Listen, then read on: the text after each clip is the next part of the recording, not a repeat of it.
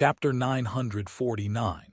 Moving Slaughterhouse as soon as the strike of thunder flashed through the darkness of the polar night and burst into blinding arcs of electricity.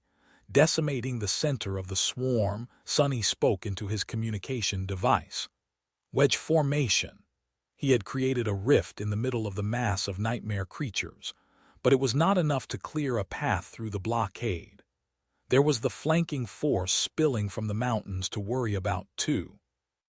The abominations were already dashing toward the convoy, bits of broken cement flying from beneath their sharp claws. The fastest and strongest one, however, suddenly collapsed, a golden arrow piercing its throat. Behind the rhino, 2 military vehicles and 2 civilian transports accelerated and left the column, assuming positions on both sides of the convoy. From above, it would have looked like a wedge with the apt taking the point, while the other 4 vehicles formed its wings. The purpose of that formation was very simple, with the massive shape of the rhino not blocking their view of the road anymore. Both the military vehicles and the awakened on the roofs of the 2 civilian transports were free to target the swiftly approaching swarm. Samara's rifle thundered, and Kim's carbine cracked, sending a rain of bullets into the mass of abominations. 2 turrets joined the fray, clearing a path for the convoy to charge through. Sonny continued to let loose arrow after arrow as well, taking down the most threatening of nightmare creatures. Just a few moments before the column reached the swarm, the 4 vehicles veered back and returned to their positions, hiding behind the bulk of the speeding rhino. Here we go. The ram of the app plunged into the mass of bodies, both dead and alive, with a violent shudder. Pieces of flesh flew aside as it cleaved a bloody trail through the mob of nightmare creatures, allowing the rest of the convoy to follow. They made it through, even if just barely. However, all was not well. More than a few abominations managed to lunge at the lead vehicles from the sides. 2 or 3 were clinging to the front of the rhino, and several more had crashed into the Bells and Dorn civilian transports. Their claws were already tearing into the alloy. The more heavily armored rhino received a few ugly scars, but was still holding. Sonny swiftly drew his bow, finishing off the unwanted passengers. Behind him, Bell dashed toward the edge of the transport's roof and struck down with his hatchet, severing the abomination's limb before it had a chance to rip through the makeshift plate of armor and allow the beast to climb inside. There was a nightmare creature on the other side of the transport, but its body had been caught by the spikes welded along the frame of the civilian vehicle, so it did not manage to rip through the hull before one of Dorn's javelins took it down. The giant man himself dealt with an abomination that had leaped at his transports by pulling it down mid-jump with his aspect ability. The creature hit the cement surface of the road instead of crushing into the side of the vehicle, and was promptly crushed by its wheels. The weight of the transport, loaded with close to 100 people, was not enough to kill an awakened monster, however, so although it was severely injured, the abomination still tried to get up. Before it could, the next transport rolled over it, and then the next, ending the creature's life in a string of sickening crunches. Just a few moments after crashing into the swarm, the convoy was through. The turrets of the military vehicles instantly turned around, unleashing a barrage of bullets at the fastest of pursuing nightmare creatures. Samara's tungsten rounds and Sonny's arrows took care of the most resilient of the enemies, while Kim was hurriedly reloading her carbine. The nameless sleeper had almost emptied his quiver, so he was busy summoning the spent arrows back. The thinned-out swarm was falling behind, but there were already new enemies appearing from the darkness ahead. Letting out a frustrated sigh, Sonny spun to face north again and drew his bow. This is going to get old fast. Surrounded by bloodshed, the convoy continued to devour kilometers as it sped across the wide highway. The battle never really stopped, instead stretching into one continuous, moving slaughterhouse. Even if there had not been too many nightmare creatures near the coast at the start, The lights and noise of the charging column mixed with the smell of fresh blood, attracting more and more of them from the mountains. All that ever changed was the intensity of combat. Sometimes the defenders of the convoy only had to repel disorganized mobs of strugglers, killing them off before the abominations could launch an attack on the vehicles. Sometimes a true swarm would appear to block off the road, forcing them to fight their way through while sustaining minor damage and desperately trying to prevent anything from getting to the refugees. Despite it all, the vehicles were in a good enough shape to remain operational. For now. The Rhino was covered in scars, and its ram as well as the whole front section had turned slick with blood, making it look like an infernal machine of morbid carnage. The civilian transports had chunks of flesh stuck on their spikes, with deep grooves left behind by the claws of abominations decorating their sides. The barrels of the turrets on the military vehicles were glowing red, steaming as the chilling darkness of the polar night cooled them down. The people were starting to get tired, but prepared to give it their all to reach the destination, continued to perform their duties with stalwart determination. The highway itself was changing as well. The further north they moved, the more nightmare creatures and the more signs of sustained damage there were. Wide cracks appeared in the concrete, and the column had to maneuver around broken vehicles and carcasses of massive abominations from time to time, the latter picked clean to the bone by other monsters. Killing the enemies before they reached the column was getting harder and harder because of these obstacles. At some point, Sonny tensed as he noticed an especially troublesome obstruction blocking off the road ahead. His face darkened. What now? Chapter 950. Derailed still some distance from the convoy, the whole width of the highway was blocked off by something that looked like a tall wall of alloy. It was surrounded by a scene of pure mayhem, with torn pieces of metal and massive chunks of concrete laying on the road in a chaotic mess. Sonny scowled, trying to make sense of what he saw. After a second or two, he uttered a silent curse. Ahead of them, the barrier between the thoroughfare and the railroad was shattered to pieces. The object he had thought to be an alloy wall was actually the roof of a train carriage laying on its side. One of the armored behemoths must have been derailed here at some point in the past, turning a whole section of the highway into a nightmare of broken concrete and mangled alloy. Damnation! Sonny had ridden an armored train once before, so he knew how fearsome these moving fortresses were. What could have even destroyed an alloy beast like that? He wasn't sure that an earthquake would be enough to derail one of them, even though it was the most reasonable theory he had. In any case, Sonny had more pressing problems than guessing the fate of the crashed train. The convoy was not allowed to slow down. The fragile equilibrium they had been able to create was all dependent on the assumption that the column would keep moving. If they lost speed or, even worse, were forced to stop, there would be no escape from death. They would simply drown in nightmare creatures. Sam and Quentin make the echoes fall back to the Rhino.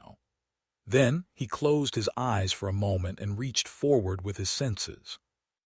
After becoming a master and before coming to Antarctica, Sonny had received no opportunities to test the limits of shadow manifestation in combat. Now, he knew that his ascended ability was more powerful than he had thought. So, he was going to call upon it again. Before the convoy reached the wreckage, the shadows on the slope of the mountain came to life and flowed forward, forming long tentacles. These tentacles tore through the alloy of the overturned carriage, taking hold of it, and then pulled the massive structure aside. A deafening sound of metal scraping against concrete filled the air. Come on! Come on! The carriage was moved just far enough to create an opening for the approaching Rhino. The app pulverized several chunks of the concrete barrier with its ram, clearing the road, then maneuvered to the side and slid past the mangled alloy structure. Behind it, the highway was revealed to be in terrible condition, so it took a lot of skill to navigate the rhino past the mess of broken metal. Luster was just the man to do it, though. He masterfully avoided all the serious obstacles and rammed through those that could be destroyed without ever slowing down. The rest of the vehicles weren't as large as the Apk, so it was not too hard for them to follow. Several abominations crawled from the wreckage to lunge at the convoy, but were swiftly pierced by arrows and poisoned bullets. Soon, the convoy left the field of debris, but instead of being relieved, Sonny only gritted his teeth. Obscured by the remains of the armored train, there was another swarm of nightmare creatures ahead of them, this one much larger and dangerous than all the previous ones. Worse still, since they were late to discover it, there was not much time to thin the abominations out with ranged attacks. The convoy was under real threat. "Got him it!" Sonny briefly glanced at the black bow in his hands, knowing that just its power alone was not going to be enough this time. The situation was dire, which meant that it was time to call the cavalry. He considered summoning Nightmare near the rhino and stylishly jumping into the saddle from the roof, like he had seen cool heroes do in webtoons, but then decided against such theatrics. It was not that Sonny was not capable of landing on the back of a galloping horse from a moving vehicle. It was just that Nightmare's saddle was a memory, and had to be hoisted on the black steed by hand each time he was summoned. By now, Sonny was capable of riding his horse without a saddle, but using any kind of melee weapon effectively without stirrups was more or less out of the question. Stirrups were essential to mounted combat, insignificant as they might seem. He sighed. "I guess I'm just not cool." With that, Sonny summoned Nightmare directly onto the roof of the rhino, simultaneously calling upon the sin of solace and the overpriced saddle. Soon, the fearsome black stallion was standing in front of him, looking forward with ferocious crimson flames burning in his eyes. Nightmare snarled, revealing 2 rows of metal fangs that resembled those of a wolf. It seemed that he had plenty of sleep, and now hungered to tear some abominations apart. Moonlight glinted on the dark surface of the courser's adamantine horns. "Don't you worry. You'll get a chance to rampage in just a few moments." Sonny swiftly put the saddle on the courser's sable back, fastening it into place. Just at that moment, Samara's rifle barked, sending a shining round flashing into the darkness. A chorus of bestial howls was the reply. He cursed, grabbed the hilt of the sin of solace, and jumped into the saddle. Sonny closed his eyes for a moment, sensing insidious whispers assault his mind. Today they seemed especially clear. He took a deep breath, then looked forward and sent Nightmare charging. The black steed lunged forward, jumping from the roof of the rhino in a tall arc. Inside the Apk, Luster flinched as adamantine hooves thundered right above his head, and then craned his neck to stare at the swift shape of the leaping steed. "Ah, what the hell?" He paused for a moment, and then added in a stifled voice, "Damn majestic." Plummeting toward the mass of abominations, Sonny gripped the hilt of the sin of solace tighter and poured essence into the dying wish, activating its soul enchantment. "Let's teach these bastards the meaning of true fear, Nightmare."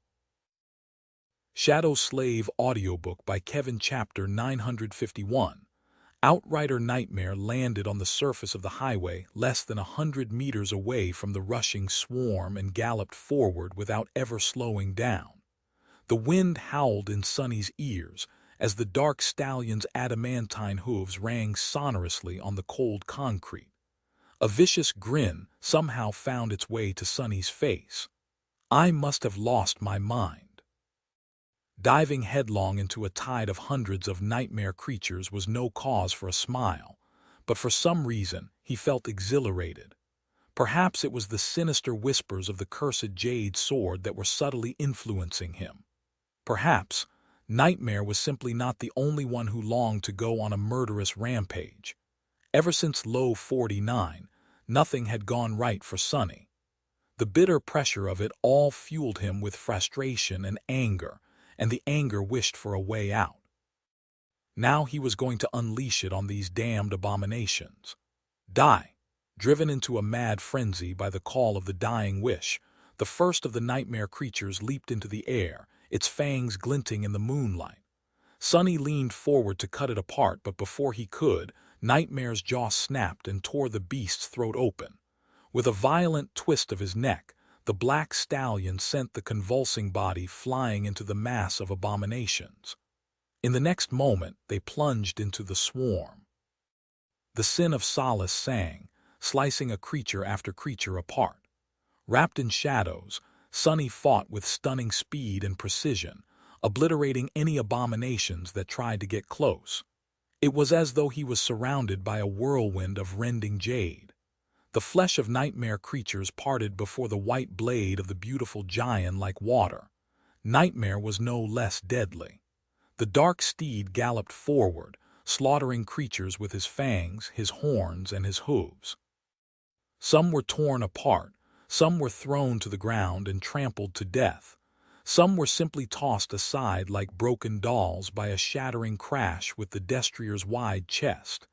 He rushed through the mass of abominations like a dark omen of dread, leaving a bloody trail in his wake.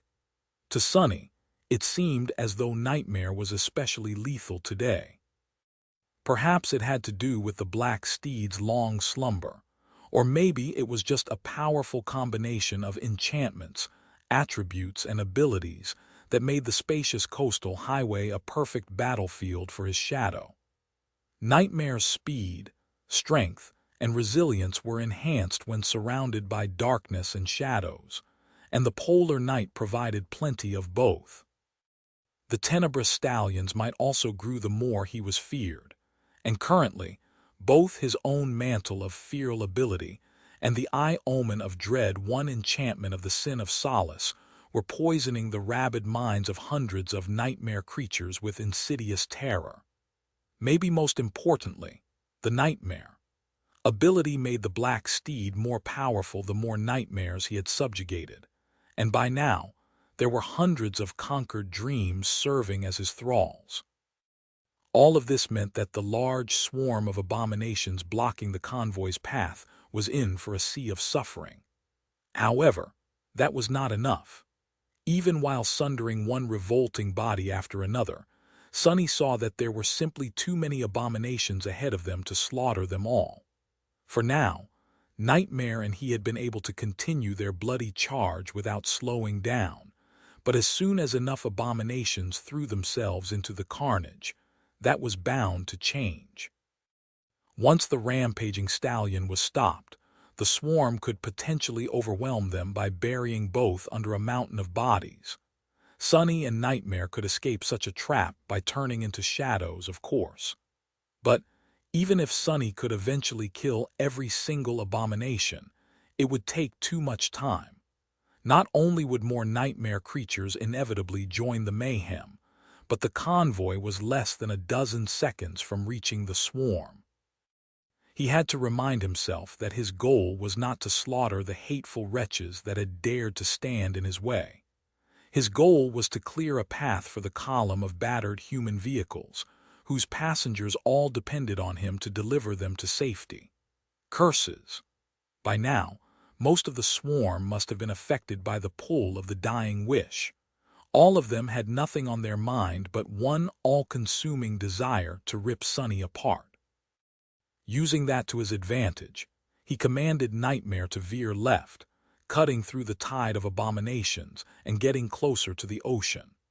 The black stallion pivoted and changed the direction of his murderous charge, but was soon met by an impenetrable wall of claws, fangs, suckers, and hideous appendages of all kinds. Even with Sonny dismantling one abomination after another with the sin of Solace, the mass of them right ahead seemed too overwhelming to fight through it. Nightmare, however, seemed to think differently. Continuing forward at the same speed, he let out a contemptuous snort and then soared into a powerful jump. His hooves landed on the sea of abominations, crushing a few skulls, and then used the bloody pulp as support for a second leap. Before the nightmare creatures could react and tear at the stallion's belly, the two of them landed just outside the swarm, on the narrow stretch of empty land between the highway and the vast expanse of undulating black waves. Suppressing a shiver, Sunny sent Nightmare closer to the ocean, and then closer still, almost into the shallows, to the point where fountains of cold water started to fly from the courser's hooves with each stride. Just as expected, the swarm rushed to pursue the terrible steed and its slaughtering rider. The mass of abominations spilled from the highway both behind and in front of them, aiming to surround the enemy once more. Just as planned, with that many abominations leaving the road, the convoy received a chance to slip through. Luster sent the rhino crashing through the barrier separating the railroad from the thoroughfare, and continued forward along the slopes of the mountains, plowing through a few stragglers with its ram. The column of vehicles followed, with the irregulars clearing the path ahead as well as they could. Looking to his right, Sunny saw the massive silhouette of the ape speeding past his position, barely visible behind the sea of monsters. With a sigh, he ordered Nightmare to slow down, so that the swarm would concentrate on them and give a convoy a chance to pull ahead. A few moments later, the tide of abominations descended upon them. Sunny and Nightmare fought like fiends, eviscerating dozens of creatures, the Shadow in a brutally gruesome way, his master with clean cuts of a pristine jade blade. Slowly, a pile of corpses started to grow around them, making it hard for new enemies to lunge at the dreadful pair. After this battle, Nightmare would have sown plenty of seeds of fear to harvest later. Of that, Sunny had no doubt. But even then, their luck was bound to run out. At some point, the mass of abominations pressing down on them had become too great to resist. The pile of corpses careened dangerously, threatening to entomb both Nightmare and Sunny, and new creatures were raining down on them like a flood. Behind them, the deep dark ocean murmured, cutting off the retreat, just a moment before the tidal wave of nightmare creatures crashed on them. Both the horse and the rider disappeared, turning into elusive shadows. As they glided past the frenzied sea of abomination, embraced by darkness, a choir of maddened howls tore the night apart. Chapter 952. Hidden giant on a dark, desolate highway. A black steed and its bleak rider emerged from the shadows. Adamantine hooves rang on concrete as they flew forward through the falling snow, soon catching up with a small column of battered vehicles. Overtaking one transport after another, Sunny briefly evaluated their condition. The convoy was roughly halfway to its destination, and none of the vehicles had failed. Yet, each looked as if it had gone through a meat grinder, but whatever the technicians had done to the transports was still keeping them from breaking down on the road. Hopefully, that would continue to be the case. His soldiers were doing a good job of warding off the nightmare creatures as well. Nothing had managed to attack the column in his absence. The refugees were all intact. Glancing at the military vehicles, Sunny sent a short communication to Jeer. "How much ammo do you have left, Sergeant?" The response came in a crackle of interference. "Glad you back, Captain. Sufficient, or two, nearly spent," Sunny frowned. The worsening quality of the signal could mean only one thing. They seemed to be approaching a powerful gate.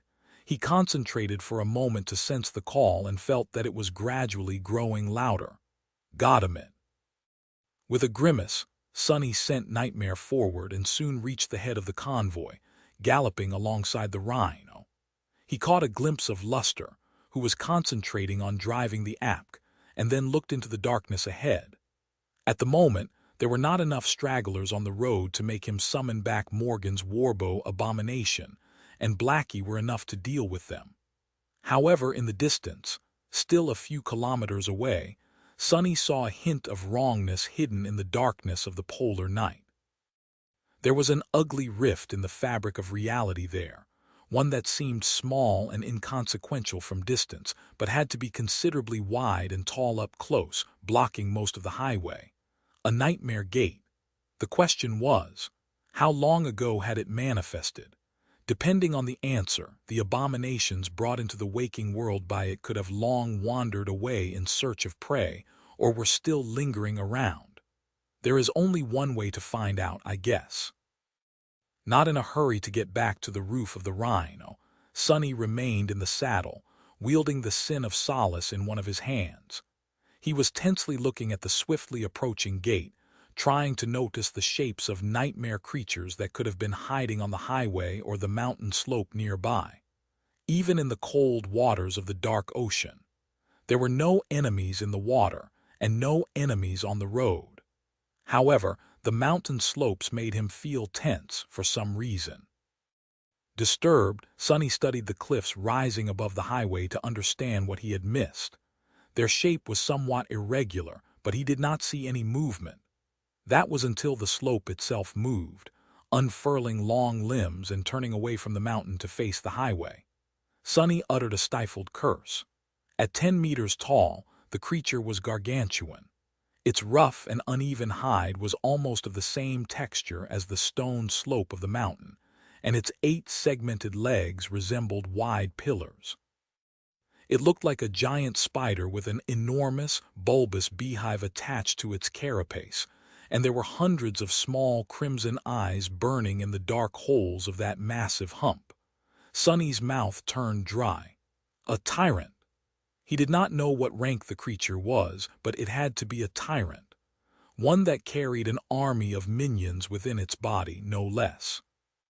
The towering abomination was a dire threat itself, just from its sheer size alone, and there was no telling how strong and numerous the lesser monsters were. Worst of all, the convoy had no choice but to rush toward it. Overtaking the rhino, Sonny gritted his teeth. Illy's mind was in disarray, and the damned whispers of the cursed sword were not making it any easier for him to think. How the hell do I deal with that thing? There was still almost a minute left before they would reach the gate and its guardian, so that was how long he had to come up with a solution.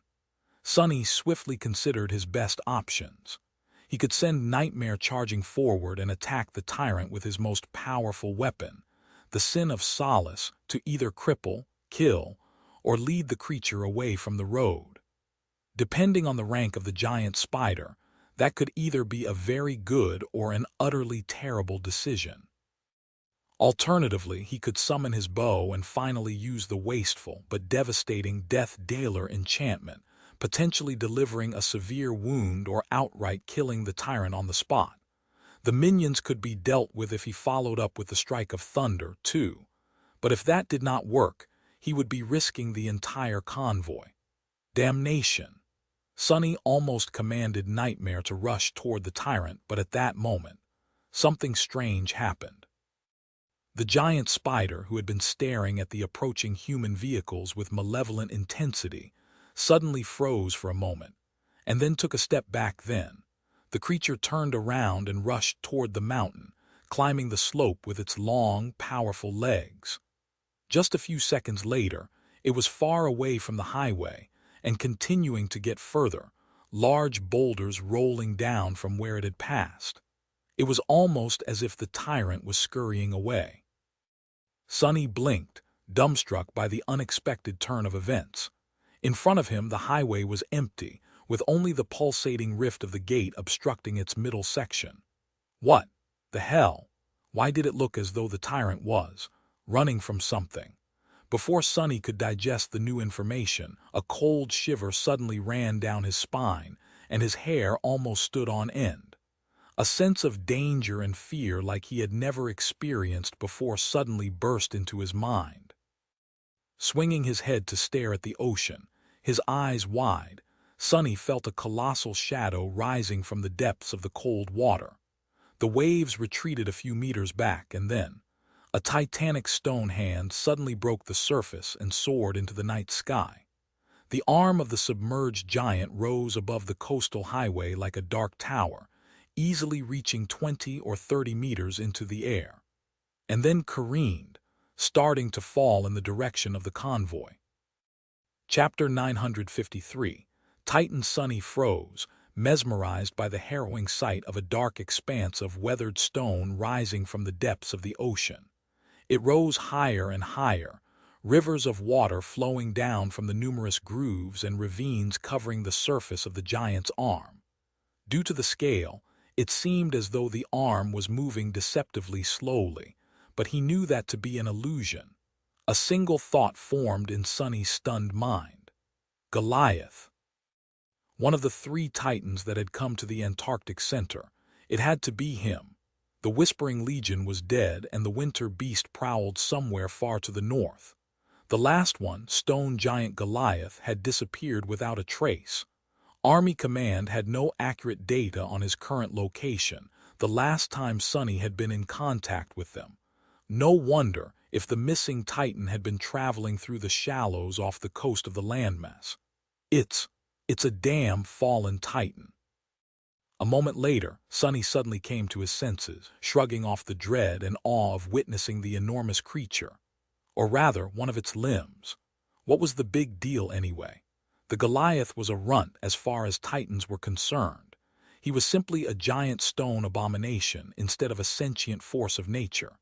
Even then, Sonny had seen far greater beings before.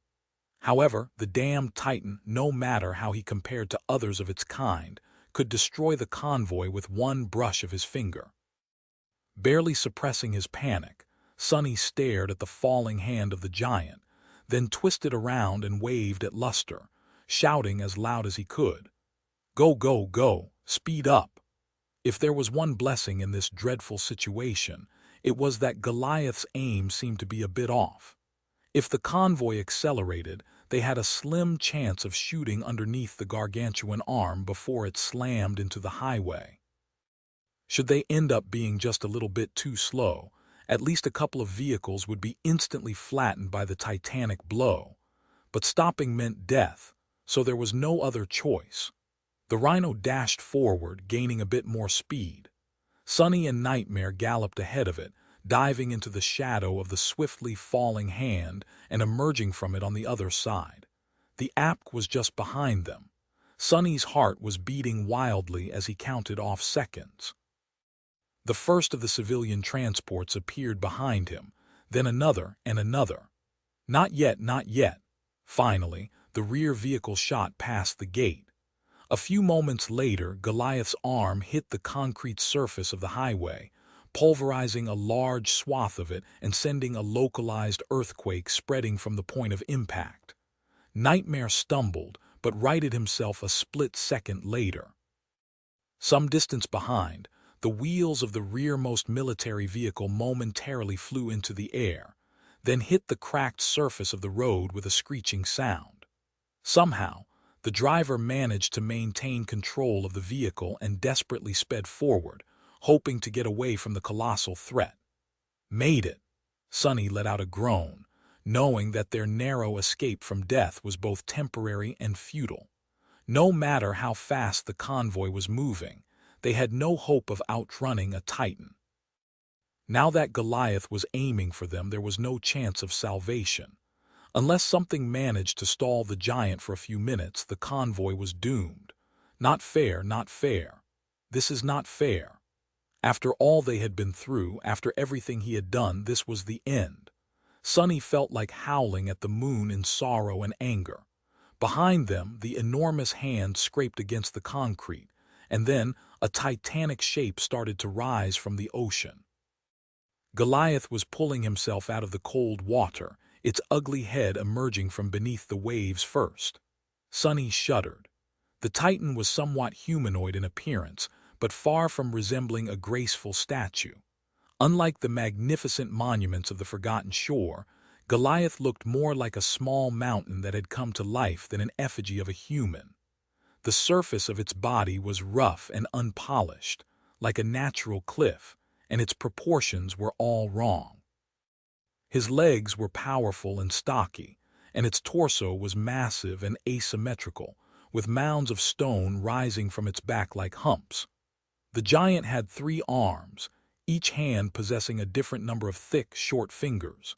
His head was like a misshapen hill of brown rock, with 2 cavernous holes gaping in it, drowned by darkness, and a single circular eye set deep in the center of his forehead. At least Sonny thought that it was an eye. The thing was milky white and round, but seemed to be cut of stone, like the rest of the Titan's body. The thought of being gazed upon by the giant eye made him feel a deep sense of primal terror, or rather, even more of it. Sonny knew that the convoy had no hope of escaping the Titan, but they still had to try. The column sped up as much as it could, the battered vehicles burning through whatever they had left to distance themselves from the terrible monstrosity. The turrets unleashed a barrage of bullets, which hit the weathered stone of the Titan's body in twisting streams. However, their impacts were like mosquito bites to the giant. Less than, even. Mosquitoes could break the skin of their prey at least. Goliath climbed onto the highway, his massive shape barely fitting between the mountains and the ocean. Countless waterfalls continued to stream off his body, falling down and forming a pool in the obliterated section of the road. The Titan's single eyes moved, locking on the escaping convoy, and then the creature took a step forward. The whole world seemed to tremble from the terrible weight of Goliath's massive foot. Just with this single step, the damned giant covered a lion's share of distance between him and the desperately speeding convoy. Whatever hope of escape Sonny had left was instantly shattered. "Curse you!" He stared at the towering shape of Goliath for a few seconds, his pale face full of dark resentment. Then Sonny turned Nightmare around and dashed past the convoy, charging directly at the fearsome Titan. Chapter 954. Only darkness because of how close they were to an active gate. The internal communications barely worked across the convoy. However, Sonny had been prepared for something like that. Translating his thoughts to the extraordinary rock, he sent a short message to Luster. "No matter what happens, continue forward and don't slow down. I'll catch up with the convoy later." Hopefully. He shot past the column of vehicles, heading in an entirely wrong direction. What kind of madman would be riding toward a fallen Titan? Sonny only had enough time to notice frightened expressions on the faces of the irregulars who stared at his flashing silhouette in shock, and then the convoy was somewhere behind him, getting further and further away. The towering shape of Goliath, on the other hand, was drawing closer. Looking at the approaching Titan, Sonny shivered. Can I kill a Titan? He was honestly not sure. One thing he did know, though, was that he wouldn't be able to kill this particular Titan. If Sonny had time to study Goliath, learn his weaknesses, and prepare, then things might have been different. But Army Command knew very little about the stone monstrosity, and so he knew even less. If the two of them fought to the death, there was no question of who would end up dying. Luckily, Sonny did not have to make a heroic last stand. He was no hero and had no plans of being killed any time soon, and so his goal was not to destroy the colossal creature. He just wanted to slow the big bastard down. If the convoy was given time to get away, there was a good chance that Goliath would not follow them. A bit further north, a long stretch of the highway was built under overhanging cliffs, so the giant's enormous size would become a hindrance. Unless Goliath was ready to smash through many kilometers of solid rock or dive back into the ocean, he was going to have trouble keeping up with the swift vehicles. And even if he was ready to wreck the whole mountain range, that would also slow him down. A few minutes. Sonny just had to buy the convoy a few minutes. How the hell do I stop a Titan for a few minutes, though? Nightmare stopped in the middle of the road, dwarfed by the nearing silhouette of Goliath. Sonny stared at the stone giant, shivering as he felt the inhuman gaze fall on him in return. The weight of it was almost palpable, pressing him down like an echo of the crushing. There was a stretch of the quaking highway left between them, but with the creature's colossal height, it was going to be covered in just a few steps. Sonny took a deep breath, and then forced his wildly beating heart to calm down. Jumping off his steed, he walked a small distance forward and stopped, his face full of defiant spitefulness. "You really shouldn't have done this during the night, blockhead." With that, he sent his essence forward. On the slopes of the mountains and on the dark ribbon of the ocean shore, the mass of shadows moved, coming to life. Then a thick black chain shot from the darkness, wrapping itself around one of the Titan's arms. It was followed by another and another. Dozens of dark chains flew from the ground, the mountain slope, and the edge of the coast, shackling Goliath's arms and legs. Sonny was utterly focused, his eyes drowned by deep shadow. His essence surged and flowed like a tide, saturating the deep darkness of the polar night. He was burning through all of it without looking back, knowing that nothing but would be enough for the impossible task. Fortunately, if there was one thing he knew all about, it was chains, both literal and metaphorical. He might have not learned how to escape every chain just yet, but he had learned about being bound a long time ago. At first, Goliath did not seem burdened by the shadow chains at all. He continued moving forward, dragging them along. He did not even show a sign of noticing them. However, Sonny was not done. A crooked grin appeared on his pale face, and suddenly it seemed as though the night itself had come to life. Countless chains shot toward the towering Titan, binding his limbs. Where there were dozens, there were now hundreds. Sonny felt as if his brain was on fire and wasn't quite sure how he was managing to keep this many manifested shadows shaped, tangible, and strong at the same time. But he was doing it, and more than that, new chains appeared from the darkness every second. Goliath looked like he was carrying a forest of them on his body, anchored to the ground so thoroughly that finally, the Titan's march slowed down. Just a little bit at first, but then more and more. The towering monstrosity lowered his torso and pushed forward, a hint of irritation appearing in his bearing. But the more he pushed forward, the more the chains held him back, and there were new ones appearing every moment, wrapping themselves around him like snakes. In the end, the Titan came to a stop just a few dozen meters away from Sonny, less than a step, bent low and utterly immobilized. The shadow chains groaned, cracking as if on the verge of snapping, but held.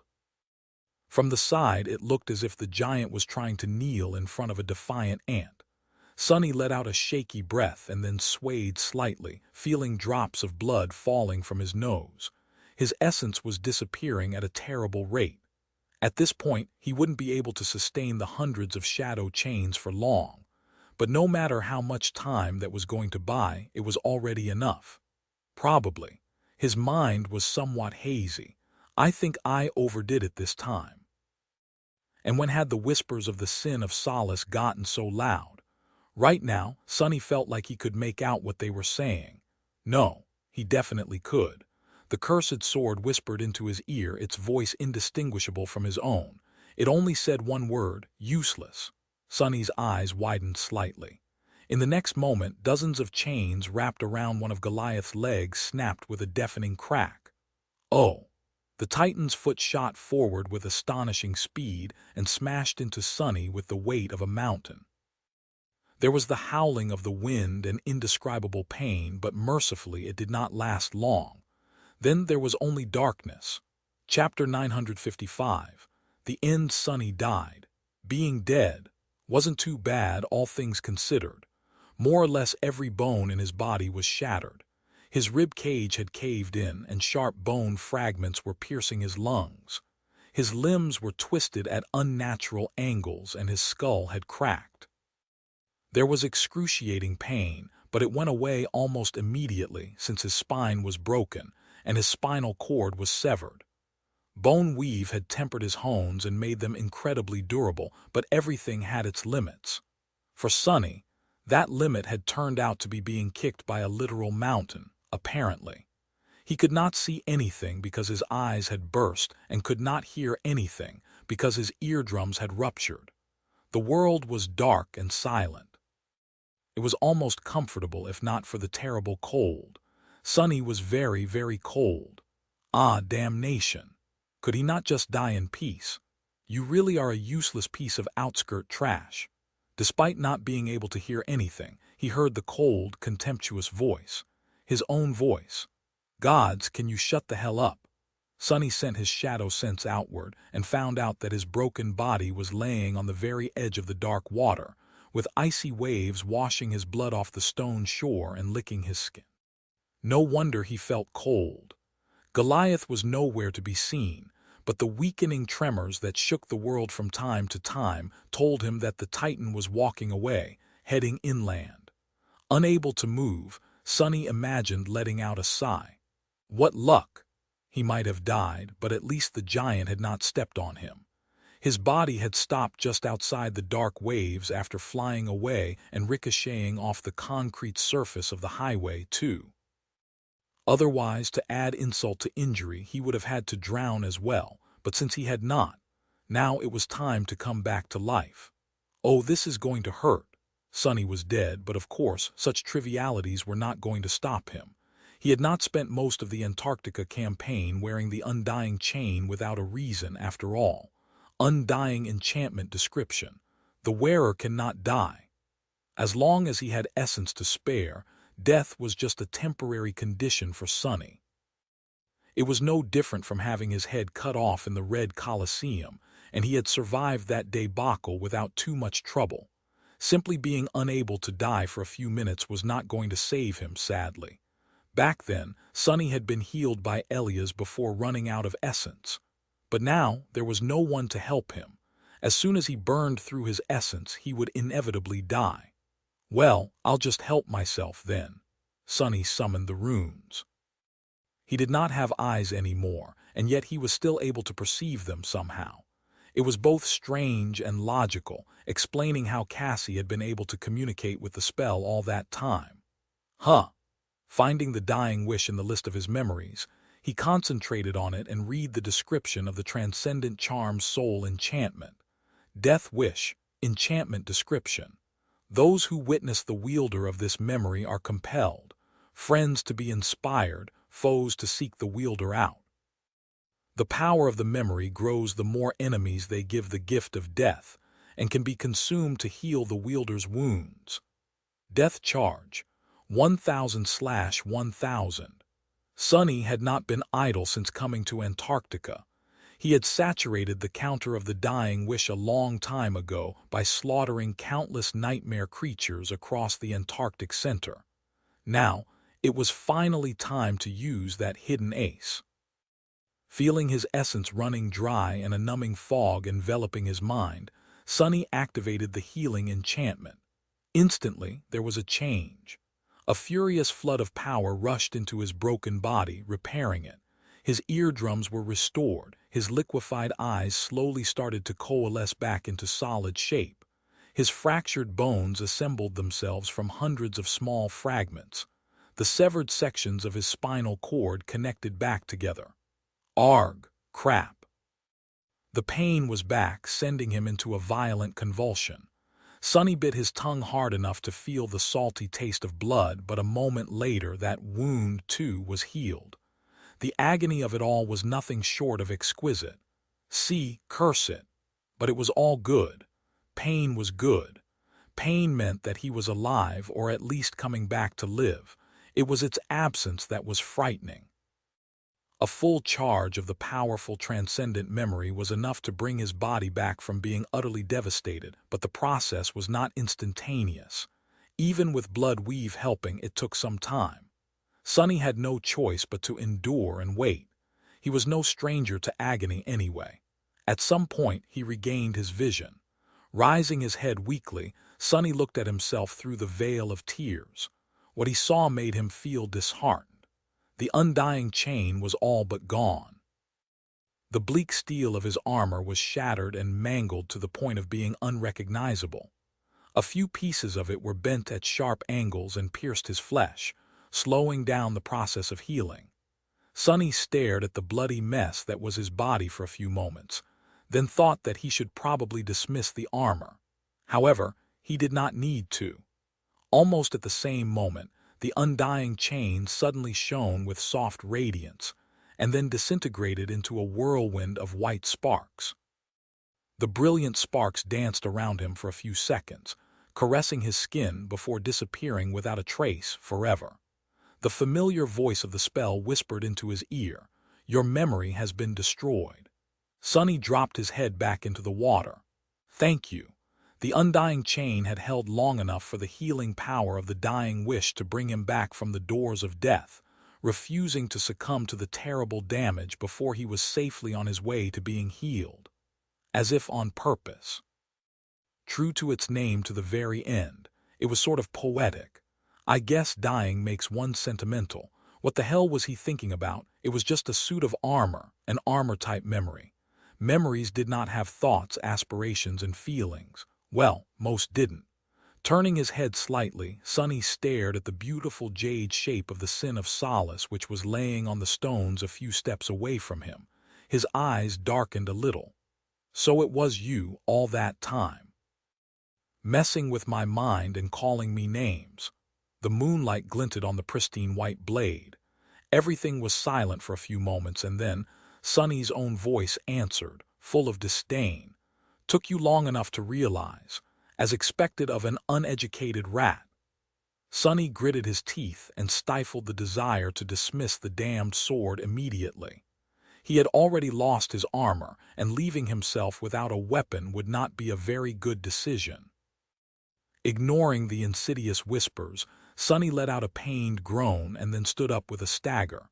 He was all but naked, terribly fatigued and suffering from extreme essence exhaustion. But he was also, undoubtedly, not dead. Sonny came back to life. Chapter 956. Follower Sonny stood on the shore of the ocean, shivering and considering if he should fall down and take a long, relaxing rest in the cold water. His reserves of essence were utterly spent, and with it came the sickening feeling of fragility and weakness. Awakened experienced a form of backlash when burning through all of their essence, but it was only a little bit harmful. The weakness would pass, and there would be no long-term harm done. He just had to weather the immediate consequence. The more concerning aspect of the situation was that he did not even have enough essence to summon a single memory. Looking down at the threadbare rags of his once pristine black bodysuit, Sonny sighed. For now, that was all that separated him from the bitter cold and the chilling winds of Antarctica. I need to get back to the convoy. Trying to get his tired mind to work properly, Sonny hesitated for a moment. But first, I need to check on Nightmare. The stallion was nowhere to be seen, so he was afraid of what had happened to his steed. The runes were still shimmering in the air in front of Sonny, so he turned his attention back to them. Death charge, 0-1000. The charge of the dying wish was completely spent, but it had done its job. The undying chain was gone. Turning away from the list of memories with a sigh, he looked at the status of his shadows. The runes describing Nightmare shone as always, so the black steed was not destroyed. Then where is he? Sonny frowned, then softly hit himself on the forehead, remembering that he could simply check his innate connection to the shadow. Without wasting any time, he reached inward and tried to sense it within his soul. Soon, Sonny felt Nightmare's presence. The connection was not really meant to share information, but he could still tell that the black steed was nearby and in the middle of a battle. The battle did not seem dire or dangerous, though. The stallion was most likely dealing with stray nightmare creatures that could have attacked Sonny while he was still healing. Good, then.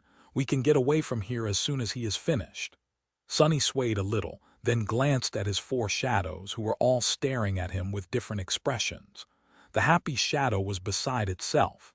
But strangely, the other three were also showing some degree of uncharacteristic positivity. Even the gloomy one appeared somewhat relieved. He grinned. What did you think, that a mere titan would be enough to get rid of me? Dream on. With that, Sonny looked north, wondering how long it would take to catch up with the convoy, then took a couple steps forward and leaned down to pick up the Sin of Solace. That damned thing. The closer his fingers got to the jade hilt, the more it seemed as though the cursed sword was smiling ominously. Behind you, Sonny scoffed, as if I would be gullible enough to. At that moment, a swift shape shot through the darkness and collided with him. A tearing pain pierced Sonny's side, and he was sent flying into the water. Hitting the dark surface with a pained scream, He scraped his hands on the cold stones beneath and rolled, jumping to his feet a split second later. A handful of sharp rocks flew in the direction of the unknown attacker, meant to slow whoever it was down. However, the creature was still standing in the spot where Sonny had been a few moments ago, staring at him with inhuman eyes. Sonny staggered. Briefly looking down, he saw that a sizable chunk of flesh was torn out of his side.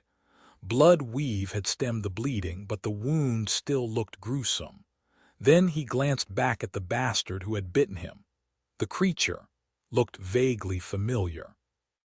It was short, barely reaching Sonny's abdomen, with dark skin and bone plates covering its scrawny body like a suit of light armor. The damned goblin did not look too formidable, but it had a wide mouth full of sharp, triangular teeth. It was also missing 2 fingers on its right hand. Sonny blinked a couple of times, remembering a tiny imp that he had once failed to finish off. The wretch had grown a lot since their last meeting. However, it was still on the smaller side. Looking up, he noticed a lump of bleeding flesh in the abomination's mouth, his face contorted in anger. Sonny clenched his fists and opened his mouth, but before he could say anything, the scavenger seemed to grin spitefully and then swallowed the lump of flesh with a look of pure hatred written on its ugly face. Sonny's eyes widened. You wicked little shit." He had let the imp go once, but the bastard did not know his luck. "That's great. I'll just kill him now." Full of fury, Sonny took a step forward but then staggered. The world suddenly turned hazy and his head spun. "What the?" His sides somehow both growing numb and burning with terrible pain. His body felt even weaker than before. Slowly looking down, he saw a strangely familiar black liquid flowing out of the gruesome wound. No, it was his blood which was not stopping for some reason. The blood had simply turned black. His face paled. Black venom. How did he get poisoned with black venom? Sonny froze for a split second. No way. The abomination in front of him was a scavenger, a type of nightmare creature that inherited traits of that which it consumed. Had he feasted on the flesh of slain black tongues that the convoy had left floating in the mountain lake? Had the little bastard been following the convoy all that time, stuffing himself with all the corpses and carcasses that they had left behind, growing and waiting for a chance to avenge himself on Sonny? Suddenly, he wanted to laugh. "Bastard, you waited all that time, only to deliver yourself into my hands now." Sonny took another step forward, commanding the shadows to wrap themselves around his body. Before he could, however, the scavenger suddenly dashed forward with tremendous speed, and a dreadful blow crashed into Sonny's abdomen. With the wind knocked out of him, he was thrown back and fell on his back. A split second later, the abomination was on top of Sonny, 2 unexpectedly powerful hands wrapped around his neck, strangling him. A vicious, hateful snarl escaped from between the creature's bloodied teeth. Sonny's head was pushed beneath the surface of the waves, and ice-cold water instantly filled his mouth and nose. He tried to push the scavenger off, but his body was too weak to resist the furious fiend. Wait. Before Sonny could come up with a single coherent thought, his consciousness started to fade and a dangerous darkness encroached on his mind. And then he got angry too. Chapter 957, Tooth and Nail. Why is this happening to me? Twice in a row. What is this crap? Sonny was being strangled and drowned, with his mutilated side on fire because of seawater getting into the ugly wound. The hateful scavenger had turned out to be astonishingly strong for his demure size. Or maybe it was Sonny who was too weak. He was utterly drained of essence, still recovering from being stomped on by a titan, and had a powerful toxin coursing through his veins on top of everything after all. In any case, no matter how desperately he tried to shake the little bastard off his body, it was all in vain. Arg! The thought of surviving an encounter with a fallen titan, only to be killed by this pathetic waste of an abomination, made him feel bitter and slighted. Especially because the damned gremlin was barely half his size. Just give up. Your life is meaningless anyway.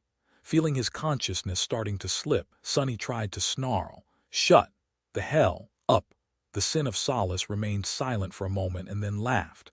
"It is amusing how desperately you are trying to survive, knowing that all that is waiting for you is a lifetime of being a slave." That was the last drop. No, actually, being ambushed by the odious little goblin had been the last drop. After months of suffering setback after setback and enduring the stress of guiding men through a disastrous war campaign, having to restrain himself to project the image of a capable and composed leader, Sonny had finally had enough of it. Suddenly, he was very, very angry. He was positively furious. Sonny was furious at the world itself, but since the spiteful gremlin was the only creature near him, the bastard was going to have to be the sole target of his anger. "Get here, you wretched waif. Nib injes uit slash deliu decidet pedin piesu aunies igu muniu." Luckily, the scrawny abomination was no Goliath. Boneweave might have surrendered to the titanic blow of the giant's stone foot, but it did not give in to the scavenger's unreasonably sharp teeth. So, Sonny had kept his finger, even though it got cruelly mangled. Not even noticing the pain, he grabbed the hateful gremlin's face, and then pressed his left thumb into the creature's eye as hard as he could. That at least got a reaction. Shocked, the scavenger recoiled. And even if it was only for a moment, his grip on Sonny's neck weakened. That was all he needed. Shifting beneath the abomination, Sonny managed to bend his knee, insert it between their bodies, and then throw the bastard away. The gluttonous goblin might have been far stronger than he had any business being, but he was still comparatively light.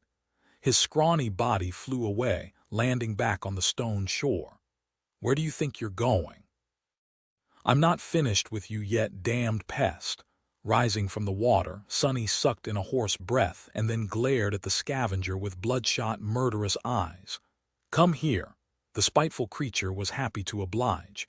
He jumped back to his feet and lunged forward, but then stumbled and grabbed his abdomen with a confused look. Sonny grinned. "What, do you have a stomach ache?" That was probably blood weave doing its thing. Sonny's blood was not really poisonous, but it had a disturbing propensity of trying to return to its source when separated from it. So, swallowing a chunk of his flesh was almost like swallowing a handful of metal shavings, and then walking to stand in front of a powerful magnet. The bastard had to be in a world of pain. "No, not yet, he isn't." Sonny dashed toward the vile goblin, and used the momentary lapse in their battle to shift his vision and get a look at his enemy's soul. What he saw surprised him. The scavenger, who had started as a tiny pipsqueak of a nightmare creature, had not only grown many times its size physically, but also spiritually. Judging by the hideous darkness spreading through his soul, he was now a fallen demon. Sonny was pretty sure that the pathetic abomination he had failed to kill at low 49 was both of a lesser rank and a lower class, so it was a bit startling. Well, no matter. He'll die all the same. The two of them clashed at the edge of the water. The scavenger was strong, fast, and vicious, but Sonny was augmented by 4 shadows. Sadly, the augmentation of the shadows was not set in stone, instead enhancing his own physical state. And since his physical state was currently at the rock bottom, Sonny was still far away from being able to perform at his peak. Weakness multiplied by 5 might have transformed into a kind of strength, but not the sort he was used to. Still, he was both bigger and stronger than the feral gremlin, even if the gap was not as large as it was supposed to be. The creature only had a slight advantage in speed. Wishing to crush the bastard with his own 2 hands, Sonny tried to grapple the scavenger and bring him to the ground, but the hateful imp managed to slip from his grasp at the last moment and lashed out with his maimed hand, delivering a vicious blow right into Sonny's wounded side. The explosion of pain made stars appear in his eyes. A strange wheezing sound escaped from between the abomination's sharp teeth, sounding almost like hoarse laughter. "You wretch!" Hissing, Sonny caught the abomination's arm and twisted it. The familiar sound of snapping bones made a smile appear on his face, but a moment later it was replaced by a pained grimace. Without skipping a beat after having his arm broken, the scavenger sunk his teeth into Sonny's forearm, making more blood splatter on the rocks and more venom to enter his system. "Got him it!" Livid, Sonny slapped the scrawny fiend across the head, sending him flying away. Even before the abomination landed, he was already closing in, prepared to annihilate the little bastard. However, the scavenger just happened to fall on a very particular spot on the stone shore. His maimed hand ended up mere centimeters away from the hilt of Sin of Solace, which was still laying on the wet rocks. The familiar voice laughed coldly. "Well, would you look at that? What a turn of events!" Before Sonny could reach the evil goblin, the creature hurriedly reached forward, grabbed the cursed sword, and swung it fiercely in Sonny's direction. Chapter 958. A series of unfortunate events. Sonny was too close to dodge the sudden strike, and the scavenger was too quick to let him. Even though the Sin of Solace was longer than his whole body, the little fiend managed to swing it fast enough to leave the enemy no time to retreat. What the hell? Knowing that the jade blade would easily cut him in half, or at least deliver a devastating wound, Sonny stared at the deadly white blur as it approached his torso. The time seemed to have slowed down. Is this a joke? Without having to do anything, he simply dismissed the Sin of Solace. Instead of the lethal touch of the perfect jade, his skin was washed by a scattering of white sparks. The gremlin blinked in confusion and then awkwardly clenched his fists, as if trying to understand where the sword he had been just holding went. In the next moment, Sonny kicked him in the chest, sending the abomination flying again. Judging by the satisfying crunch he felt, the plate of bone armor on the scavenger's chest was broken, and very likely a few of his ribs, too. Best of all, the damned sword finally stopped talking. The wounded fiend bounced off the rocks, rolled a few meters, and then jumped to his feet. He did not seem too wounded to not be able to continue the fight, and more than eager to. However, his expression was slightly pained, and before doing anything, the gremlin hit his head a few times. Sonny smiled. It seemed that the annoying whispers had done a number on the scavenger's mind as well. Now, all that was left was to finish the little menace off. Preferably without losing any more pieces of flesh or getting even more poison than he already was.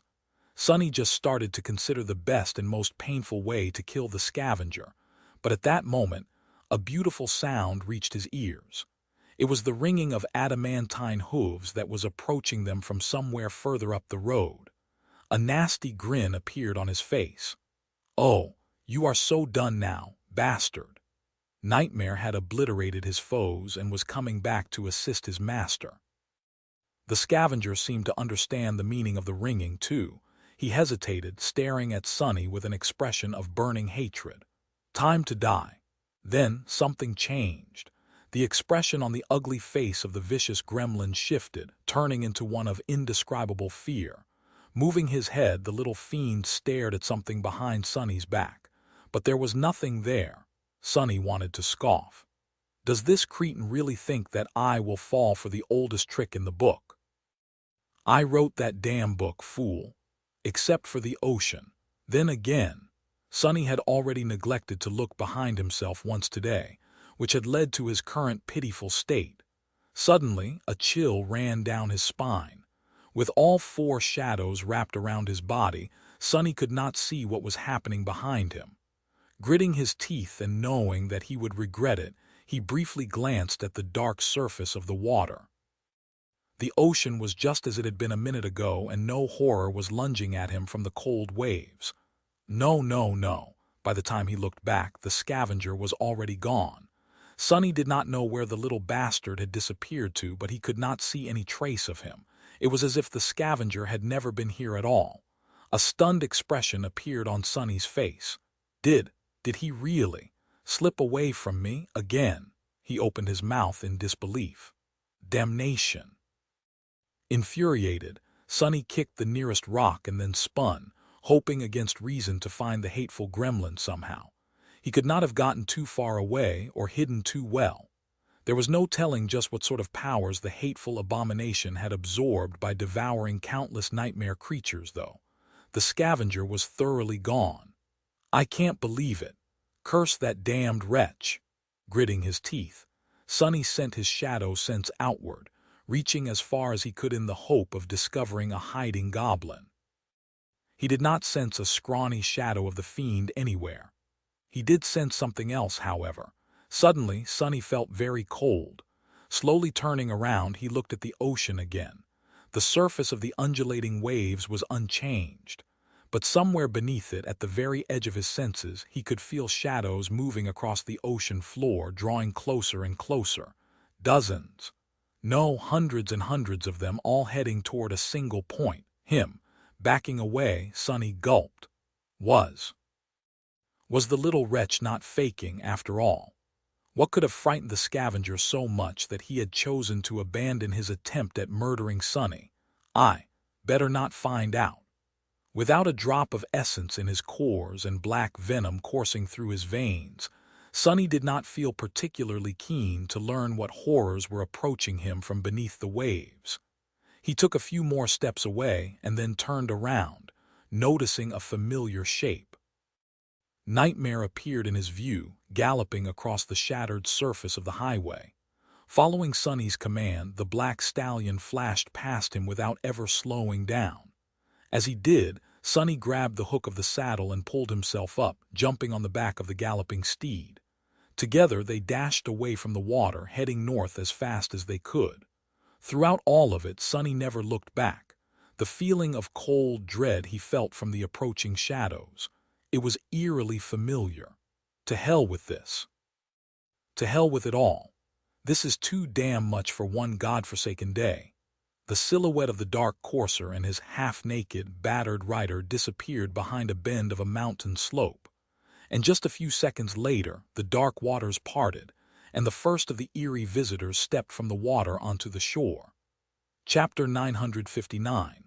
Lonesome rider Sonny was riding north through the bitter cold of the polar night, shivering in his raggedy, tattered bodysuit. The coastal highway stretched forward, strangely silent and empty. From time to time, he encountered bleeding carcasses of slain nightmare creatures that lay on the concrete, staring into the darkness with glassy eyes. Those were the only signs left behind by the passing of the convoy. The rest of the abominations must have been pulled away by it, rushing in pursuit of the small column of vehicles.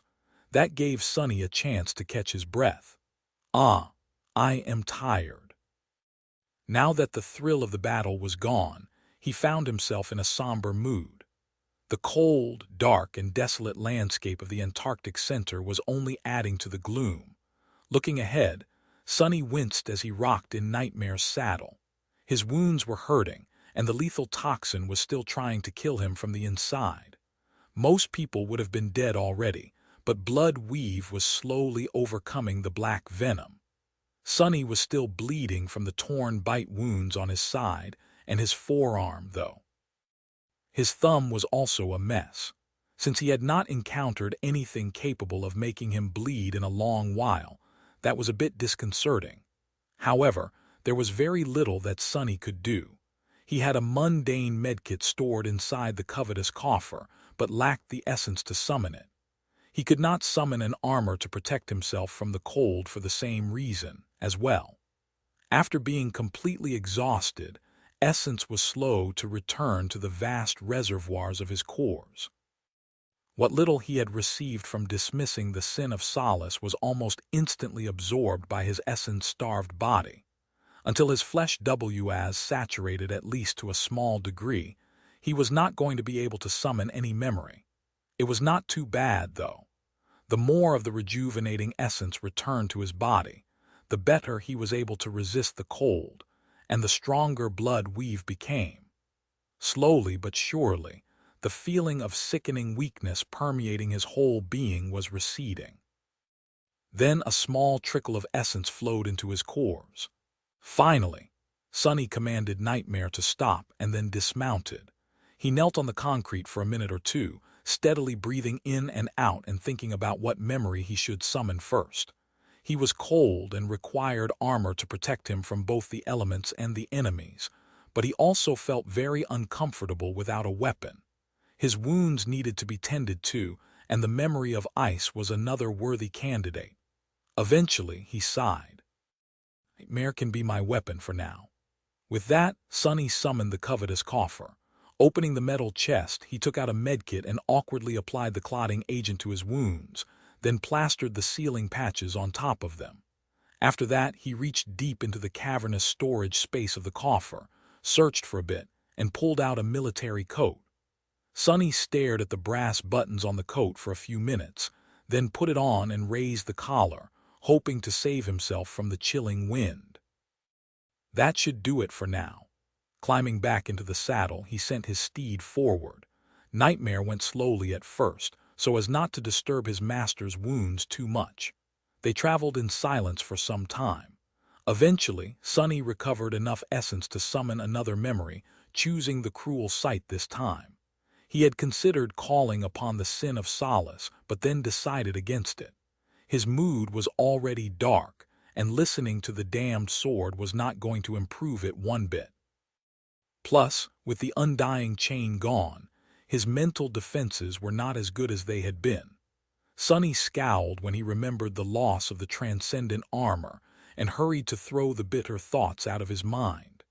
It seemed that after subjecting him to all kinds of misfortune, Fated had finally decided to bestow Sonny with some luck. He had not encountered a single nightmare creature while traversing a long stretch of the highway. Eventually, though, that luck was bound to run out. Looking through the eyes of one of the shadows, which was scouting ahead, Sonny frowned. There was a dark mass of moving bodies blocking the road about a kilometer further north. The concrete was littered with corpses, and the abominations were feasting on the flesh of their fallen brethren, devouring them in a nauseating mess of squelching noises. As Sonny looked past the morbid feast, his eyes darkened. Soon, adamantine hooves rang on the concrete, and a nightmarish rider plunged into the mass of abominations. His steed stomped and tore them apart, and the shining spear of the rider himself flashed, making stark shadows dance on the surface of the highway, and streams of evaporating blood fountain into the cold air. It did not take Sonny long to eviscerate the scavenging nightmare creatures.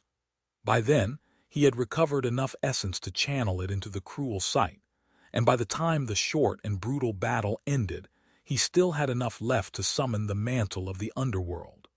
Finally, he was not cold anymore. His mood, however, only grew darker. Out there behind the mass of dead nightmare creatures, both those who had been killed before he arrived and those he killed himself, the familiar shape of one of the civilian transports could be seen on the road, standing motionlessly. The lights of the vehicle were gone, and its frame was littered by deep gouges. Several large holes revealed the dark interior. Carcasses of the abominations were piled around the transport especially high, as if there had been a desperate fight around it. Sonny sighed, then walked over and climbed inside, expecting to see the worst. However, there were no human bodies littering the interior. There was no blood either, just emptiness and shards of broken glass. What the hell happened here? He lingered for a few moments, then returned outside and jumped into the saddle with a deep frown on his pale face. Full of tension, Sonny sent Nightmare galloping north once again. This time, his posture was full of a sense of urgency. Chapter 960, Erebus Field. About an hour later, Sonny reached the spot where the convoy was supposed to leave the highway and turn inland, scaling the mountains once again to eventually reach Erebus Field. Of all the siege capitals in the Antarctic Center, only the first and the largest one, Falcon Scott, was situated near water. Even then, the actual port was a separate and solitary fortress, connected to the city above it by a network of industrial elevators. The rest of the human strongholds were built away from the ocean, on the outskirts of the mountains. So, The last stretch of the way was going to take the convoy away from the coast. If they continued on the route Sonny had planned for them, of course. He had killed a few more nightmare creatures while trying to catch up with his men, and the corpses he had encountered seemed fresher as of late. From what Sonny could tell, the column was not too far ahead of him now. If he was lucky, he might even be able to rejoin the convoy before reaching Erebus Field. The siege capital had to be surrounded by a ring of active battle engagements, so Sonny really hoped to accompany the refugees through that mess. No time to waste then. He commanded Nightmare to turn east. Not long after they started to ascend the mountains, the snowfall seemed to pick up, making it harder to see. There was something strange about that snow, though. "What is this smell?" Frowning, Sonny raised a hand and caught a few snowflakes on his palm. While he could see in the dark, differentiating colors, that way was not his strongest suit. Sonny could instantly tell that something was wrong, though, because the white snowflakes did not contrast against the onyx metal of his gauntlet nearly as much as they should have. In fact, they were not white at all. He tilted his head a little, then smeared the snowflakes across his palm. What was left behind was a trail of black soot. It's ash. Looking up at the sky, he scowled. The strong snowfall was no snowfall at all. Instead, it was raining ash. Countless gray flakes fell from high above, dancing in the wind as they slowly obscured the world in a thick fog. That can't be good. Full of bad premonitions, Sonny sent Nightmare into a gallop. They moved deeper into the mountains, following the twisted road. By now, Bloodweave had mostly dealt with the toxin, and his wounds were already healing. His essence was slowly being replenished. As well, so overall, Sonny was in relatively good shape. Not enough to face something truly dreadful yet, but well on the way. Where the hell is my convoy? Just as he thought that, the scouting shadows noticed something ahead. Just short of the highest point of the nearest mountain pass, protected from the wind by tall cliffs, a group of battered vehicles was parked in a circle, with tired soldiers standing guard around it. He noticed Bell sitting on the roof of one of the transport, holding a sword in his hand. A sense of profound relief grasped Sonny's heart. "They're fine." He let out a heavy breath and asked Nightmare to go faster. A few minutes later, the figure of an infernal rider clad in fearsome black armor entered the circle of light surrounding the parked convoy. The soldiers flinched and raised their rifles, aiming at the frightening apparition. Sonny raised a hand. "Don't shoot, bastards. What the hell is this, a mutiny?" The soldiers blinked a couple of times, staring at him with wide eyes. Then someone yelled, "It's the captain, he's back." "Thank the gods." One tell the devils. There was no need to inform the irregulars, though. Bell was the first one to notice him, and just a few moments later the whole cohort emerged from the camp to meet him. Sonny jumped off the back of Nightmare, patted the stallion on the shoulder, and then dismissed him. Then he turned to his people. Kim was the first one to speak. "Captain, you're alive." I mean, of course, you are. That rock of yours would have disappeared if you died." Luster grinned. "See, I told you." Quentin glanced at him, then nodded with a smile. "We shouldn't have doubted the captain indeed, but to be honest, sir, none of us believed that you would manage to stop a fallen titan, let alone live to tell the tale, all by yourself, no less. That is simply incredible. How did you even survive?" Sonny stared at him blankly for a few moments, then said evenly, "I didn't." As the members of the cohort looked at him with wide eyes, he scratched the back of his head and added, "Being dead was not all it's cracked up to be, though, so I walked it off. Anyway, I found the empty transport on the highway. What the hell happened?" The irregulars glanced at each other. Dorn sighed, then pointed to the convoy. "It broke down in the middle of the road, sir. We had to stop and transfer the refugees to the other 3 vehicles. The abominations did not let us do it in peace, of course. It was a hell of a fight, but in the end, we managed to get everyone loaded up safely, broke through the crowd of nightmare creatures, and fled. We lost a couple of soldiers, but none of the civilians were seriously hurt." Sonny let out a heavy sigh. "So more people died." He closed his eyes for a moment. What is the situation now, then? Dorn's face darkened. The remaining transports are in bad shape and severely overloaded, sir. I don't think that they'll be able to travel for much longer. That was to be expected. Sonny waved a hand. Are they going to make it to Erebus Field at least? And by the way, why did you stop? Is there a large number of nightmare creatures between us and the city gate? None of the members of the cohort answered, which was strange in and of itself. What made Sonny really anxious, though, were the fallen expressions on their faces. What? Dorn remained silent for a bit, then turned his head in the direction of the mountain pass. It would be easier if we just showed you, sir. They walked through the camp and then crested the slope of the pass. From there, Sonny had a clear view of Erebus Field, which was supposed to be half a dozen kilometers further north. Supposed to. With a frozen expression, Sonny looked through the falling ash at the dreadful sight below. His sunken eyes were hidden by deep, dark shadows. Curse it all, Erebus Field was no more. Chapter 961. Sand castles, the dark skies were shrouded by a veil of slowly falling ash. Far below the mountain pass, illuminated by foreboding red glow, a vast metropolis lay in ruins. The shattered buildings were drowning in rivers of lava, and a terrible conflagration was raging across the devastated land, devouring what little was left of the once thriving city. Above the scene of devastation, the dark shape of Mount Erebus was wreathed in smoke. A flood of molten rock was flowing down its slopes, glowing through the haze. The walls of the city were breached, and uncountable hordes of nightmare creatures were prowling in the ruins, some bathing in the flames, some avoiding it. Looking down with a dead expression on his pale, tired face, Sonny found himself momentarily unable to feel anything. Doesn't make any sense. Erebus Field had been one of the most prominent cities in Antarctica. Famous for its geothermal energy farms, fertile soil, and warmth, it had been home to tens of millions of people even before becoming an evacuation center. The local government branch had been supposed to have the volcano well under control. Even if all the safety systems they had in place were to suffer a cataclysmic failure, the city had possessed formidable fortifications long before being converted into a siege capital.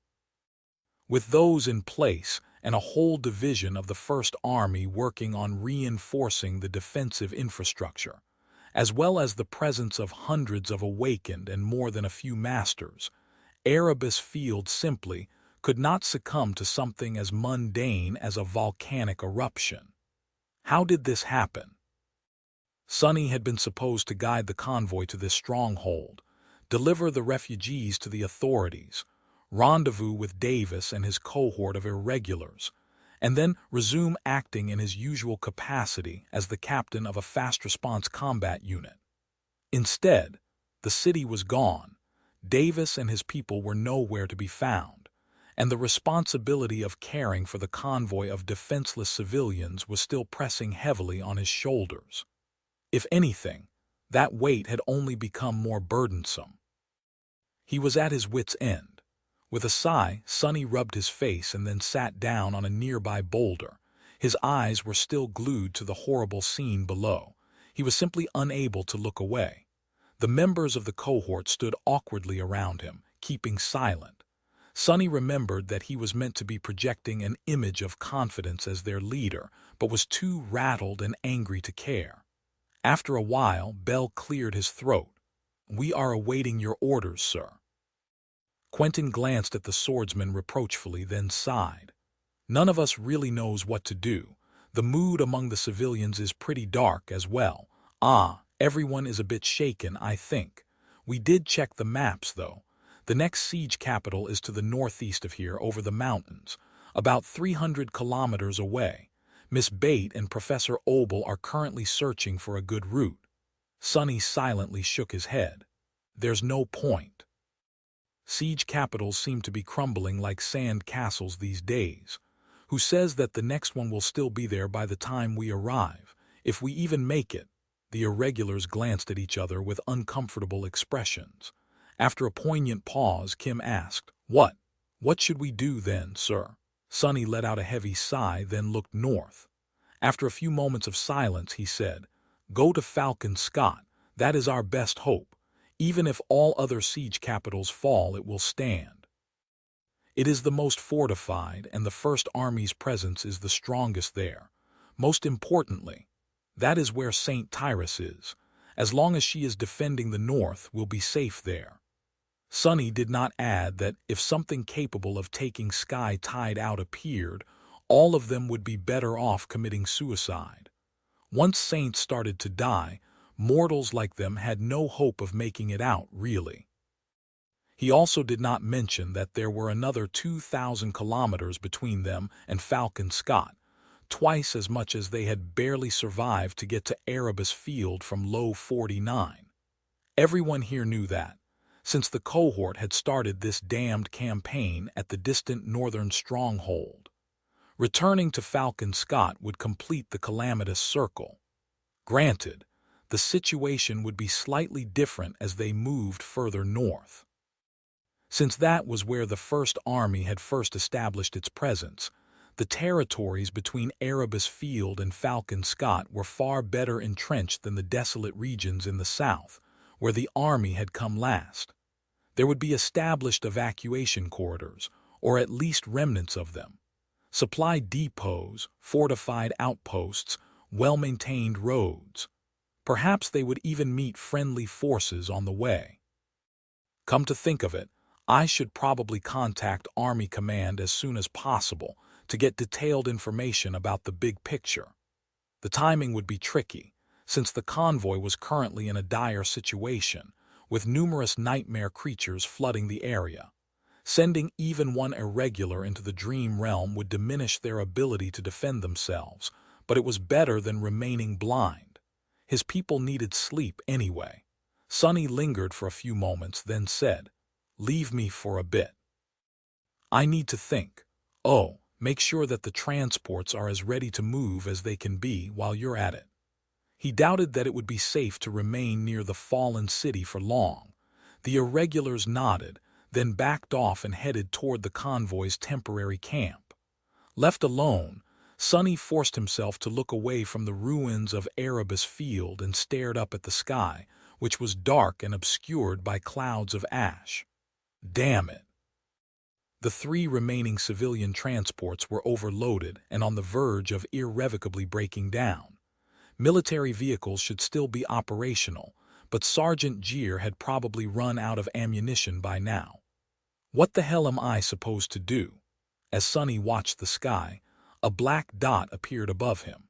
At first, he thought that it was just another flake of ash, but the dot moved too swiftly to be one. It dove down, slowly growing as it drew closer.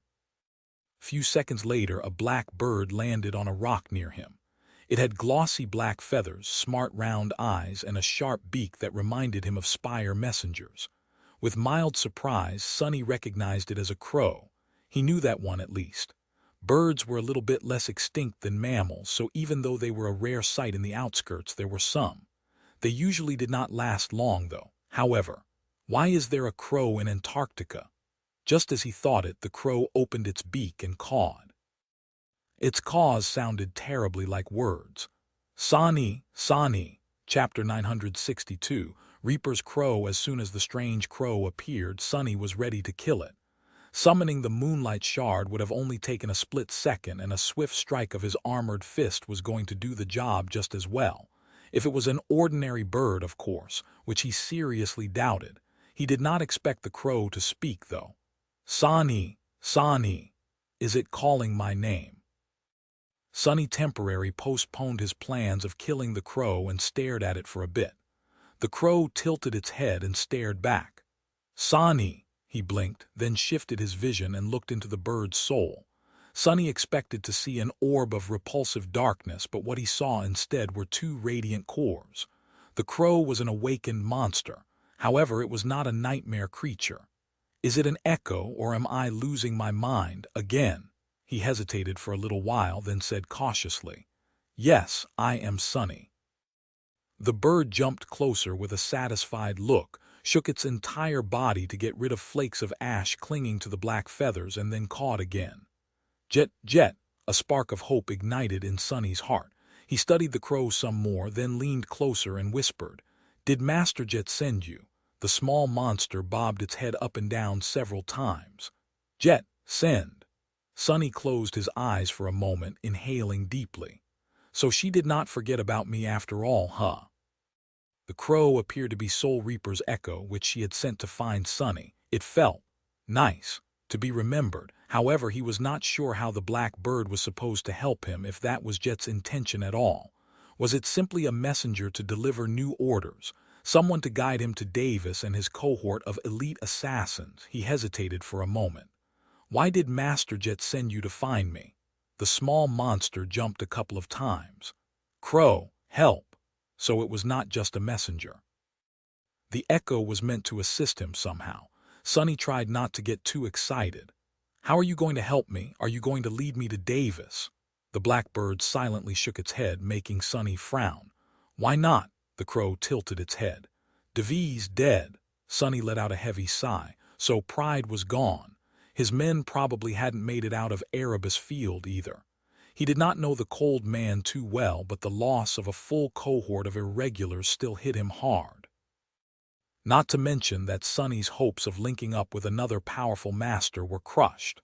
From what he knew, that was the first serious casualties the irregulars had suffered from the start of the campaign. His information was outdated, though. Who says that any of them are still alive? The irregulars, and especially their captains, were elites among elites. But with how unreasonably dreadful the chain of nightmares was turning out to be, at least in the Antarctic Center, there were no guarantees.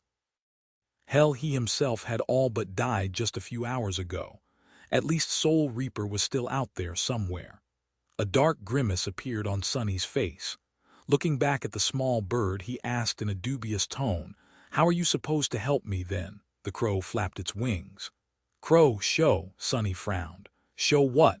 The bird stared at him for a few moments, then cawed again. "Crow, show." Then it added, "Sonny, follow. It wants me to follow it." He did not have too much trust in the mere awakened monster's abilities, but if Master Jet had sent it, then there had to be a good reason. In any case, Sonny did not have too many choices.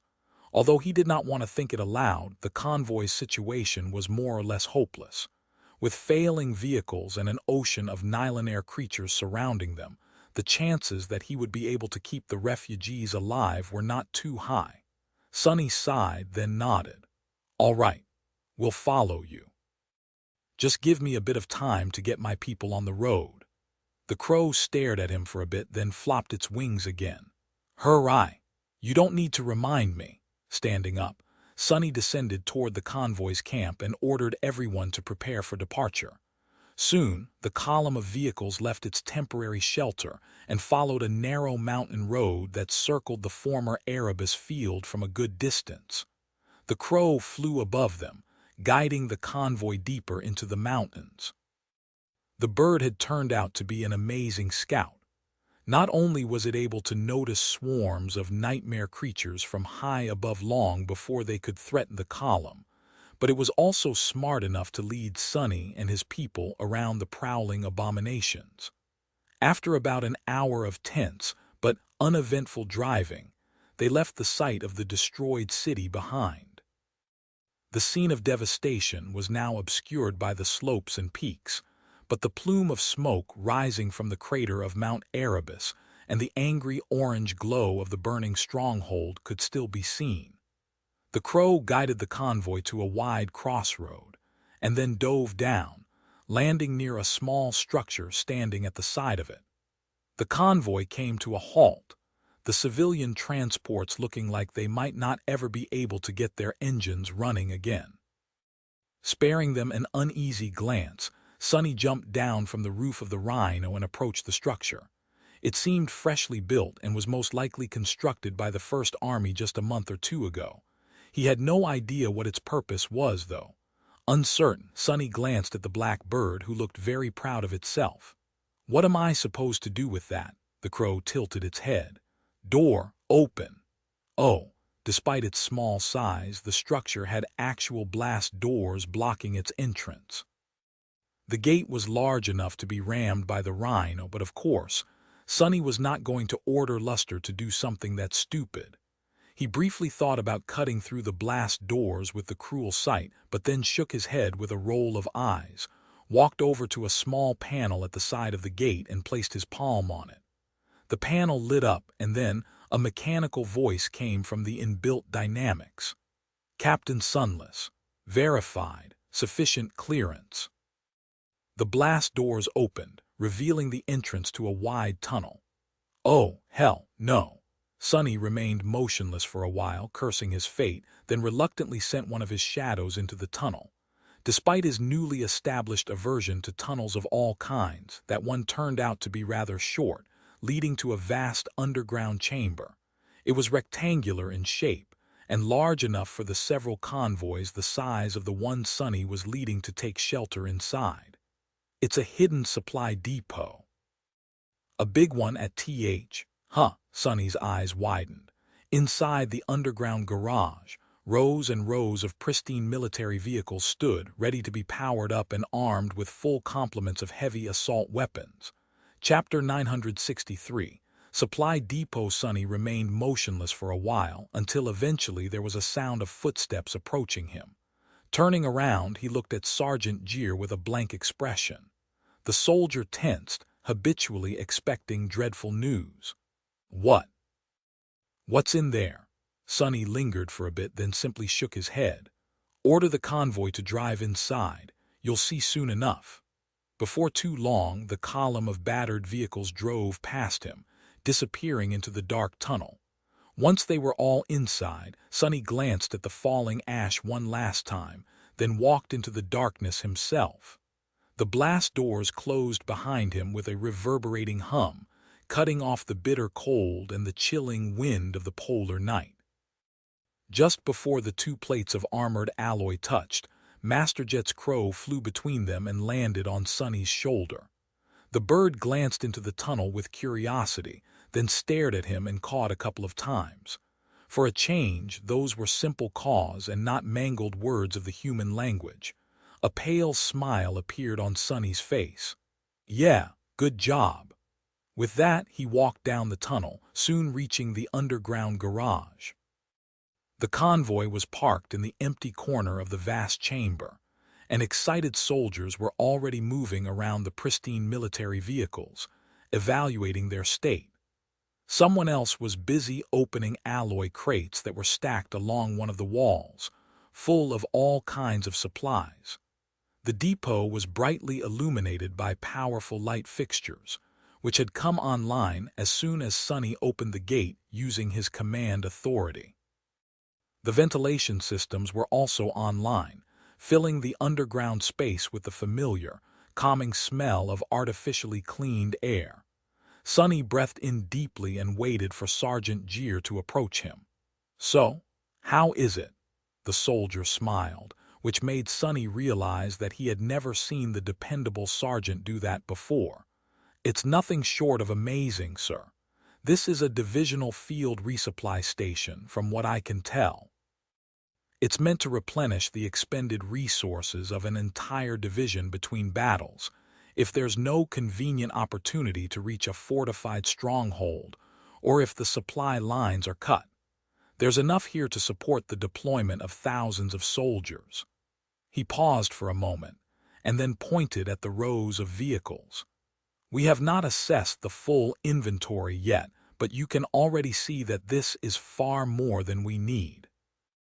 There are different types of machines, too, from armored personnel carriers to assault vehicles and light scouts.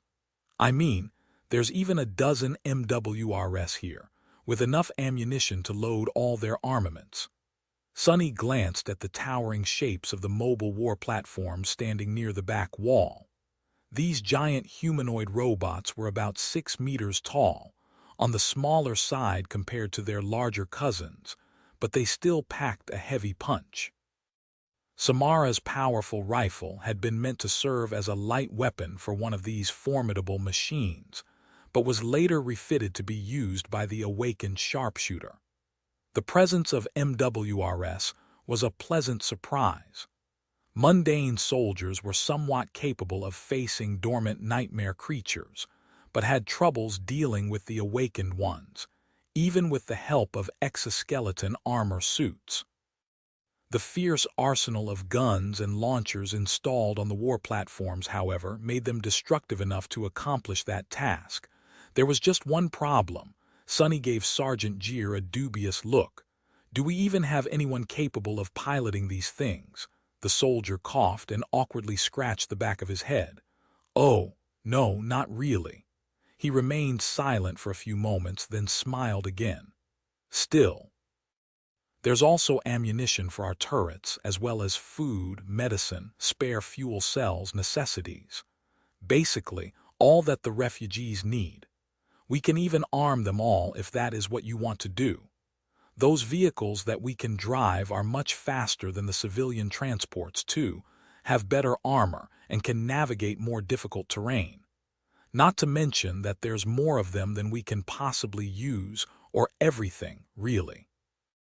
The infrastructure between here and Falcon Scott is also much better developed, so I think both our speed and defensive capabilities are going to increase tremendously." Sonny nodded, then glanced briefly at the Crow, who had left his shoulder and was now perching on one of the beams of the support framework near the ceiling of the depot, looking down at the hustling humans with a curious expression. "Good. We'll be staying here for a couple of days, to let the people rest and give us time to get acquainted with all these shiny new toys. Make sure that everyone has a warm meal and a comfortable place to sleep." With that, he left Jeer to figure out the logistics of settling in hundreds of refugees in an underground storage bunker that was not really meant to be used for such a purpose, and tiredly walked toward the Rhino. There were many robust vehicles in the supply depot, but he did not see anything that could compare to his personal ride. The fearsome app was still the best there was. "I need some rest myself." Climbing inside the Rhino, he exchanged a few words with Professor Obel, then told Luster to figure out the sleep schedule between the irregulars and bring him some news from the dream realm by the morning, or whatever it was going to be once he woke up. Then Sonny took off his military coat and dismissed the mantle of the underworld which had been hidden beneath. At that moment, Bate was approaching him to say something, but lingered after noticing the dried blood and scaling patches glued to his skin. She paled a little, remained silent for a few moments, and then forced out an unconvincingly sarcastic remark. "So, you do bleed after all." Sonny looked down at his battered body and smiled. "Only on special occasions." With that, he turned away, climbed into a sleeping niche, and closed his eyes in utter exhaustion. That was a long, dreadful, utterly terrible day. It did end on a positive note, though. That at least was something to be thankful about. Chapter 964, Proof of Competence. Shockingly, nothing disastrous happened while Sonny slept. A gate did not open in the middle of the supply depot, and a stray Titan did not break through the blast doors to devour every last person under his protection. Somehow, the world did not collapse. Instead, Sonny woke up to the sounds of peaceful conversation and the smell of cooking food. He remained still for a few minutes, then climbed out of the sleeping niche, checked on his healing wounds, and summoned the puppeteer's shroud to cover his bruised body. In the lounge area of the Rhino, several members of his cohort were eating a hearty breakfast. Surprisingly, Professor Obel was the one cooking, masterfully using rations scavenged from the depot supplies to create something that smelled unexpectedly tasty. Walking closer, Sonny heard Luster speaking with surprising enthusiasm. "Amazing! How did you even make this?" The old man chuckled. "Ah, food was much more scarce during my youth than it is now. Ancient relics like me all know how to make a feast out of nothing, young man." Noticing Sonny, Luster pointed to his plate. "Captain, you have to try it." He He stuffed his mouth with something that looked like vegetable lasagna, which was rather strange, considering that military rations did not include fresh vegetables, and smiled. "Oh, and we are also flush with water again. Shower is back online." That was a piece of surprisingly good news. The Rhino had a very robust water filtration system, but they had to start rationing it many days ago. The thought of an actual hot shower made Sonny smile. He sat down and curiously tasted Professor Obel's cooking. It was indeed rather delicious. Noticing his reaction, the old man chuckled. "Everything potslop. That's what we used to call this Frankenstein of a dish back in my days. Times may change, but some things always remain the same." Sonny stared at his plate and then frowned. "What's a Frankenstein?" Professor Obel gave him an amused look. "Well, it is a fictional monster, a sort of jigsaw corpse reanimated by a troubled scientist. Actually, perhaps it was the scientist who was the monster." Sonny gave him an understanding nod. "Ah, I see, a jigsaw corpse. I think I fought one of those before, although it was more of a mountain of bones. I guess you could make bone broth out of that." The professor is really being too harsh on himself. His cooking does not taste like corpse meat at all. I should know. Ignoring the strange glance directed at him, Sonny shrugged and concentrated on his food. The first shift of the irregulars sent into the dream realm was not back yet, so there was nothing pressing for him to do. Sonny finished his meal in peace, then chatted with his men for a bit.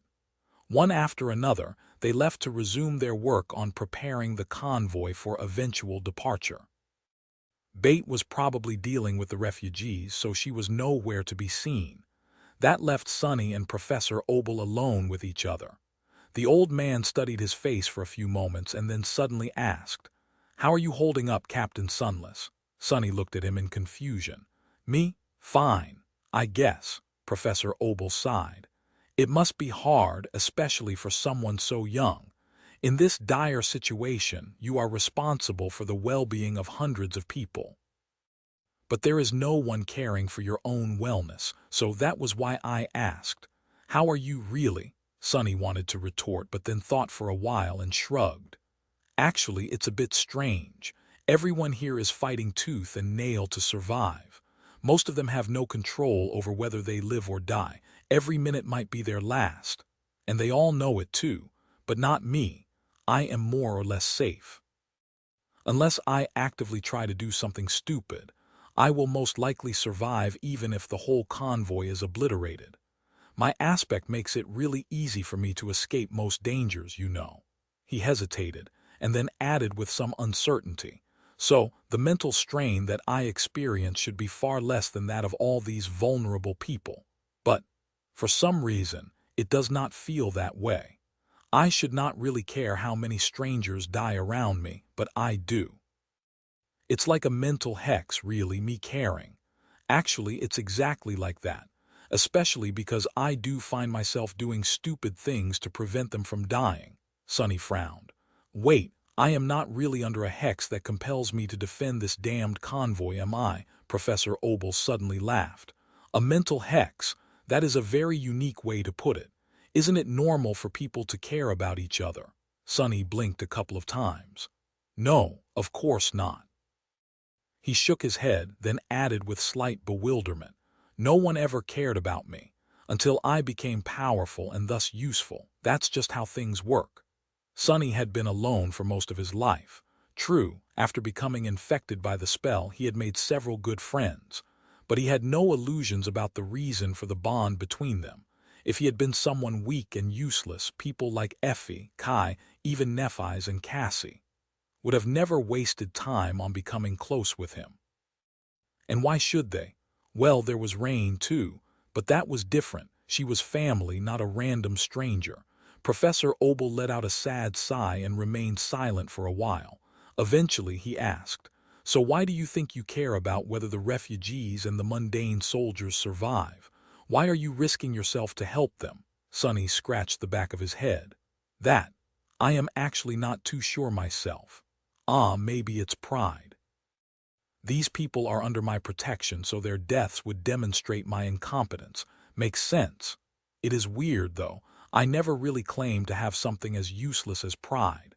The old man looked at him with a strange expression, then shook his head. Do you want to know what I think? Sonny raised an eyebrow. Yes, Professor Obel smiled. One think that you are giving yourself too little credit, young man. Sonny stared at him in confusion. Huh, what is that supposed to mean? The old man chuckled. Ah, don't mind me. It's just an old man's rumblings. Maybe you'll understand when you're my age. Until then, please keep caring for these poor people, stupid as it might seem. There's this one truth that I've learned after long decades, you see. Humanity would have never survived without a bit of stupidity. Chapter 965.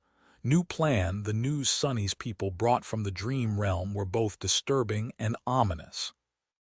There was a wealth of updates on the state of affairs in Antarctica, but all of it was overshadowed by one simple fact. Army Command was seemingly unaware that Erebus Field had been wiped off the map. They knew that something had happened, but it was the members of his cohort who brought the first-hand account of the devastation to the dream realm, prompting an intense reaction. That did not bode well for Sonny.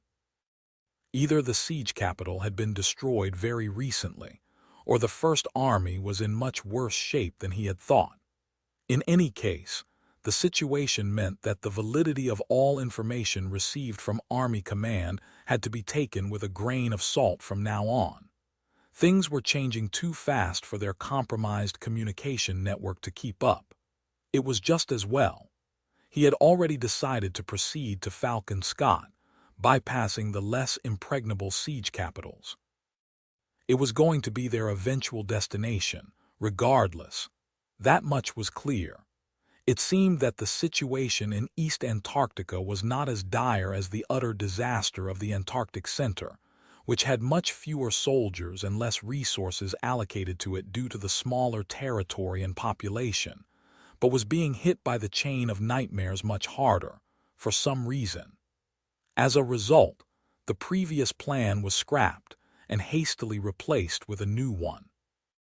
The incoming naval convoys were going to be redirected to start ferrying the civilian population and the army contingent over the strait to the larger and better protected eastern landmass. Falcon Scott would become the staging ground for the relocation, as well as humanity's last stronghold in the region. The First Army was abandoning the Antarctic Center entirely. So, there was no point in seeking shelter in any other siege capital, even if some of them could still be holding out. All divisions were going to retreat to Falcon Scott eventually, anyway, taking the civilians with them. Sonny sighed. Sounds like a plan. A plan that could very well end in disaster, but a solid one, nevertheless. Army Command was not entirely clueless. Masterjet had to have known about Erebus Field to send her crow after him, after all, so it was not like the entire leadership was compromised. It was just that there were gaps in the flow of information between the headquarters and the people on the front lines, which was detrimental, but inevitable for as long as the winter beast still lived. As much as it pained Sonny to admit it, everyone was doing their best in a terrible situation. There was no one to blame. It was just that he personally had the misfortune of finding himself on the more dreadful end of the terribleness spectrum, as far as circumstances were concerned. Damn it. Shaking his head, he climbed on the roof of the Rhino and silently observed the flurry of activity inside the resupply station. Everyone was busy. Even the refugees were helping load cargo into the vehicles Sergeant Gier had chosen to commandeer. The crow flew off its perch under the ceiling and landed near him, snuggling close to stare at the humans together. Sonny glanced at the black bird incredulously. "What do you think? Will we make it?" The small monster glanced at him in confusion and cawed a couple of times. Sonny scoffed. "Figures, you're just an echo. Oh, what do I call you anyway?" The bird tilted its head. "CRRO, CRRO," Sonny smiled. "Your name is Crow Crow, huh? Well, I'll just call you Crow if you don't mind." The bird stared at him for a few moments, then cawed and flew away. Shaking his head, Sonny shifted his perception and concentrated on the view of the outside. One of his shadows remained there to watch the approach to the depot, hiding in the darkness. The ash was still falling from the sky, obscuring the stars and the crimson flames of the aurora. Black soot was marring the white surface of the snow, turning it into a dirty gray sludge. The silhouettes of the nearby mountains were outlined by the red glow that emanated from the sea of lava, making the whole landscape seem eerie and infernal. This entire continent is way too weird. It's like I never left the dream realm. As Sonny thought that, a slight movement attracted his attention. Soon, a flicker of light appeared in the distance, and then a whole river of them showed itself from behind the cold slopes. The stream of light flowed down the mountain road, heading straight for the entrance to the supply depot. His face fell. Ah, not again. Out there in the ashen wilderness, a large column of battered vehicles was rolling down the road, escorted by scores of disheveled soldiers. Some were on foot, some moved with the help of powered exoskeleton armor suits, aiming into the darkness with their high-caliber rifles. The haunted expressions, the lightless eyes, the faces of frightened refugees behind the cracked windows of makeshift transports, all of it was too familiar. Sonny closed his eyes for a moment. Those would be the survivors of Erebus Field then. With an exasperated sigh, he shook his head and then jumped off the roof of the Rhino. Outside the underground depot, a long column of vehicles had come to a halt. The soldiers were running to assume defensive positions, and their leaders were barking orders to get them moving faster. In front of the locked blast doors, several people stood with tired expressions on their faces. One of them, an awakened woman in a tattered robe, was cursing as she placed her hand on the security panel over and over again. The mechanical voice was not amused. Lieutenant Karen. Verified. Insufficient clearance. Access denied. Got him it. The woman slammed her fist into the panel, then glanced at one of the other officers near her. After a few seconds of somber silence, she asked, "Do you think one of you guys can hack it, or are we going to have to blow through this damned gate?" The man hesitated for a while, then opened his mouth to say something. Before he could, however, there was a reverberating hum, and the blast doors suddenly slid to the sides, revealing the entrance of a dark tunnel. And a very pale, very ominous-looking young man in black garments standing there with a strange, eerily calm expression on his face. "I would appreciate it if you don't try to blow up my gate, actually." The awakened woman jumped back with a yelp and outstretched one hand to summon a weapon. What the hell are you?" The pale stranger tilted his head a little and stared at her with his cold, dark eyes.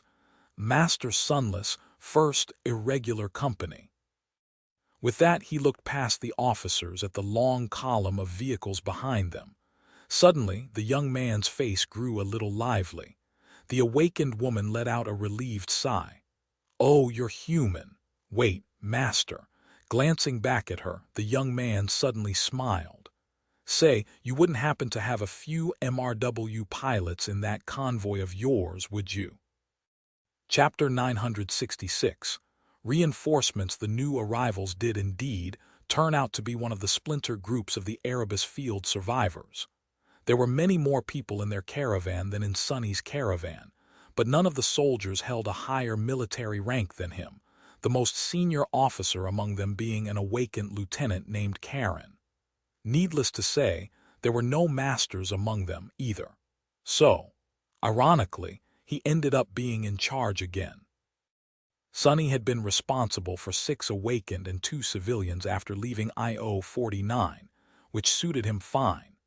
Then, more than 300 refugees and several dozens of mundane soldiers joined them. Those numbers seemed like a joke now. After the Erebus Field survivors joined his group, Sonny found himself in command of a significantly larger force. There were more than 4,000 civilians currently sheltered in the crowded resupply station, as well as 500 mundane soldiers. As well as 4 new sleepers. Sonny sent the latter to their nameless counterpart, placing the young man in charge. The guy had turned out to be quite resourceful, and Bell's mentorship seemed to be bearing fruit, not to mention that his core was close to being saturated already. In the end, there were now 3 full awakened cohorts, and a half under Sonny's command. There were also 12 powerful MRWS being piloted by mundane specialists, and more than enough powered armor suits for the soldiers, which drastically increased the caravan's defensive ability. The vast supply reserves of the underground station suddenly did not look so inexhaustible anymore. Ah, this is going to be a headache. Studying the crowded depot, Sonny grimaced. The increase in power and in the number of tools at his disposal was welcome, but he would have to rethink his entire strategy as to how to traverse the 2,000 kilometers separating them from Falcon Scott. Before, Sonny had mostly put his efforts into avoiding combat engagements, meticulously circumventing nightmare creatures, and only attacking those swarms that could not be bypassed.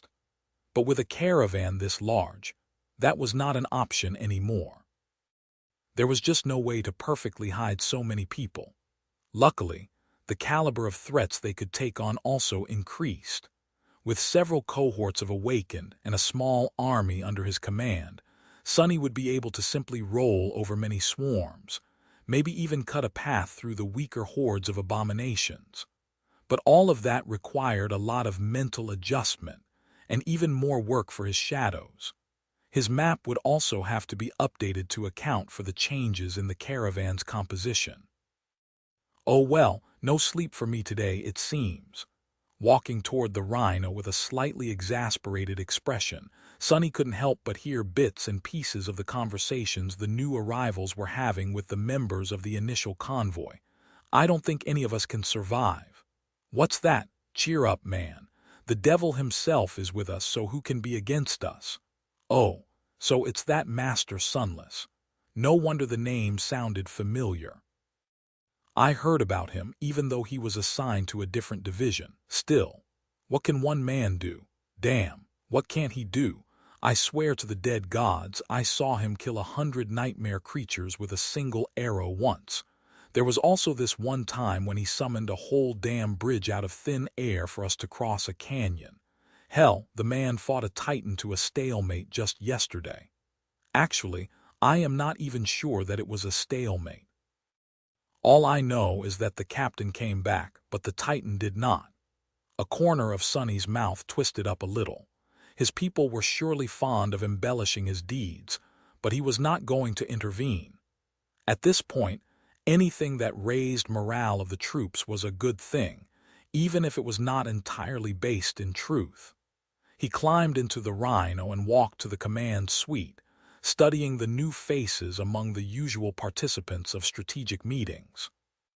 Sonny already knew Awakened Karen, but the 2 mundane officers she brought for debriefing were strangers. Let's start. What he wanted to know first was how Erebus Field had fallen. The truth turned out to be as disturbing as Sonny had thought. As he had suspected, the city had been destroyed very recently.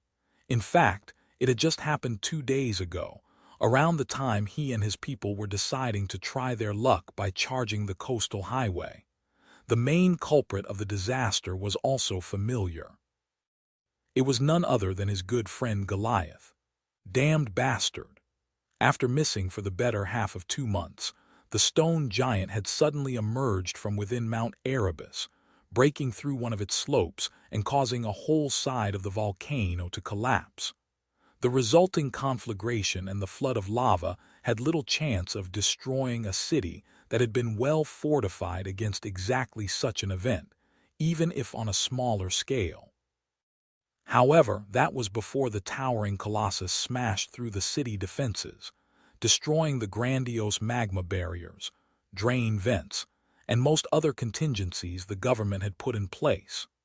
With the perimeter of the siege capital breached, a titan rampaging on its periphery, rivers of lava flowing through the broken barriers, and hordes of nightmare creatures using the chance to get inside, there had been nothing that the 1st Army Division stationed at Erebus Field could do to stop the cataclysmic assault. The few masters of the accompanying awakened force had joined forces to stall Goliath for as long as they could while the soldiers desperately tried to evacuate the civilians. That was probably where Davis and his cohort of irregulars had perished. Lieutenant Karen did not know how many people had made it out of that hell in the end, but judging by her expression, it was probably much less than the total population of the city.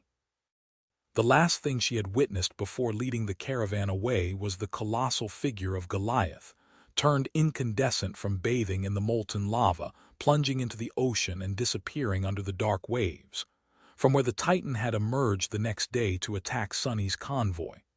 After Karen was finished speaking, a somber silence settled inside the Rhino. No one knew what exactly to say. Eventually, Sonny sighed. Their nightmare is over. Chapter 967. Smooth ride. 2 days later, they abandoned the resupply station. The underground depot was left almost empty, since Sonny had decided to take everything they could on the road. Not all the vehicles were loaded to capacity, but even if there was just a driver and a shooter inside, every last one was commandeered and put to good use. Only the discarded civilian transports and those of the Erebus field vehicles that were too damaged to remain reliable were left behind. Nightmare, Abomination, and Blackie moved at the front of the caravan, serving as its vanguard. The Rhino was still at the head, but it was now flanked by 2 lumbering MRWS, both of them constantly scanning the surroundings with their high-tech optical arrays. Behind them, the long column of vehicles stretched for more than a kilometer on the mountain road. The remaining 10 MRWS and 24 Awakened were spread along its length, meant to protect the caravan in case of an attack from the flanks. Most of the vehicles were armed, and there were personnel carriers with full companies of mechanized infantry placed strategically among the refugee transports. All in all, the caravan looked like a big, delicious target for nightmare creatures, but also one that would be extremely hard to swallow. I'd like to see the bastards try. Actually, scratch that. I'd rather not. Sonny was positioned on the roof of the Rhino, wearing his military coat over the mantle of the underworld. With the elemental resistance of the onyx armor and the memory of ice slotted into it, he was more or less immune to mundane cold, so the chilling nature of the polar night was not bothering him too much. The falling ash, though, was still irritating. Hopefully, they would leave the area near Mount Erebus soon. The wind was blowing in the other direction, which not only moved the clouds of ash away from the caravan, but would also make it harder for those nightmare creatures that relied on their sense of smell to detect the approaching humans far in advance. Still, he had no illusions that theirs would be a smooth ride. Luckily, Sonny was extremely well suited to serve as a guide. Lai had updated his map with as many details as he could and planned multiple suitable routes for the caravan. With his shadows scouting ahead and the crow keeping an eye out for hidden threats from high above, he was as informed about the surrounding area and the enemy movements as anyone could be. The shadows scouted most enemies long before the long column of vehicles approached, and the black bird with its magical eyes was able to notice anything that they missed. The combination was extremely effective. Information was the lifeblood of warfare, so Sonny had a considerable advantage. He was going to use it well to navigate the treacherous expanse of the Antarctic Center and reach Falcon Scott unscathed. His task had grown much harder because of the sheer size of the caravan, but on the other hand, the land they were traversing was also different from the complicated network of decrepit old roads in the south. The infrastructure between Erebus Field and the northern parts of the landmass had indeed been much more developed, and then expanded on by the First Army in the recent months to boot. Plus, they were moving away from the area that had been affected by the earthquake the most, so there were fewer signs of destruction and obstacles on their path the further north the caravan drove. The roads were wider and better preserved. The terrain was less rugged. It was not as flat and straight as the coastal highway, of course, but Sonny felt reluctant to return to the ocean just yet. Even if he did, it would only be to bypass an especially difficult region and then swiftly return to the mountains. Or not at all. At first, there were not too many nightmare creatures in the way. Most of them that had been in the immediate area probably migrated to the ruins of Erebus Field and were yet to return. What little resistance the caravan did meet was promptly obliterated by the irregulars and Karens awakened. For the first day or so, the MRWS did not even have to fire a single shot. The next one brought more enemies with it, however. The caravan did not stop, with drivers working in shifts to keep it moving, so the destroyed city was now far behind them. Here, the abominations ran free, and plenty of them caught the scent of the large group of refugees. Swarm after swarm assaulted the column of vehicles, shattering against its defenses. The devastating barrage of bullets tore them apart, accompanied by arrows and magical projectiles tossed by the awakened. The MRWS let their monstrous Gatling guns and heavy mass drivers cut large swaths through the mass of abominations, sending swarms of explosive missiles flying from the mounted launchers from time to time. If the nightmare creatures got too close, destructive flamethrowers and awakened fighters made short work of them. If there were fallen or corrupted abominations among the swarms, Sonny and Nightmare charged forward before the creatures could do any harm to the refugees. With Sergeant Jeer running logistics and organizing the mundane soldiers, Lieutenant Karen commanding most of the awakened, and Bate caring for the needs of the civilians. That was pretty much all he had to do. Dealing with various powers nightmare creatures possessed was a bit challenging, but mostly Sonny found himself unexpectedly free, which was good since he had plenty of time to address his tasks as the strategist and guide of the caravan, but still. Weird. Am I actually a little bored, looking at the remains of another swarm that the column had all but rolled over? Sonny scratched the back of his head. I knew, of course, that this rate of progress would not continue indefinitely. In fact, they were bound to get bloodied as soon as he failed to lead the caravan past a real horde of nightmare creatures, which was getting harder and harder to do. That had not happened yet, though. Am I suddenly very lucky, or have my luck just been really terrible up until now? Sonny pondered about it for a few moments, and decided that it was probably both. The question was, how long would the stretch of good fortune last? Chapter 968. Shifting scales. A few more days passed in the clamor of firing armaments and frenzied howls of dying nightmare creatures. The dark landscape of the Antarctic center flowed past the incessantly moving caravan, with the starlight and the undulating visage of Aurora Australis finally appearing from behind the clouds of ash, only to be devoured by the veil of snow. The blizzard was picking up again, making Sonny wonder if he was going to meet the second Titan raging in the region. He was not very enthused to make its acquaintance, to say the least. The journey was a strange one. Sonny was used to things going south fast, but the situation of the caravan was very different. Instead of something dreadful and devastating happening all at once, their circumstances were growing slightly more dire with every hour, bringing them closer to annihilation little by little. The confident pace the caravan had established after leaving the resupply station was long gone. Instead of rare skirmishes with weak swarms of nightmare creatures, they were now embroiled in a nearly unstoppable battle, with the sea abominations flooding the northern reaches of the Antarctic center. The pressure on the awakened and the MRW pilots had increased tremendously, and the infantrymen had to bloody their bayonets on more than one occasion already. Worst of all was the inescapable corrosion that the multitude of gates were exerting on their tech. The military vehicles were shielded from the detrimental effects of the call to some degree, but very few had the same rare and expensive modifications as the Rhino had.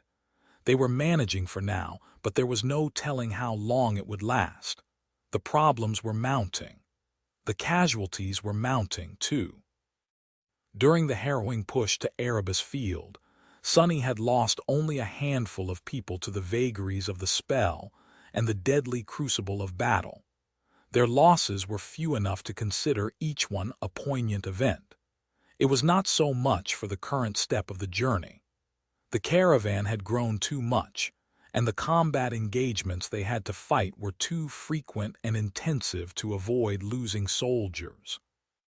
The attrition rate was not terrible, and in fact remained admirably low, but it seemed that every time Jeer contacted him to give an update on the state of the column, more names had to be added to the list.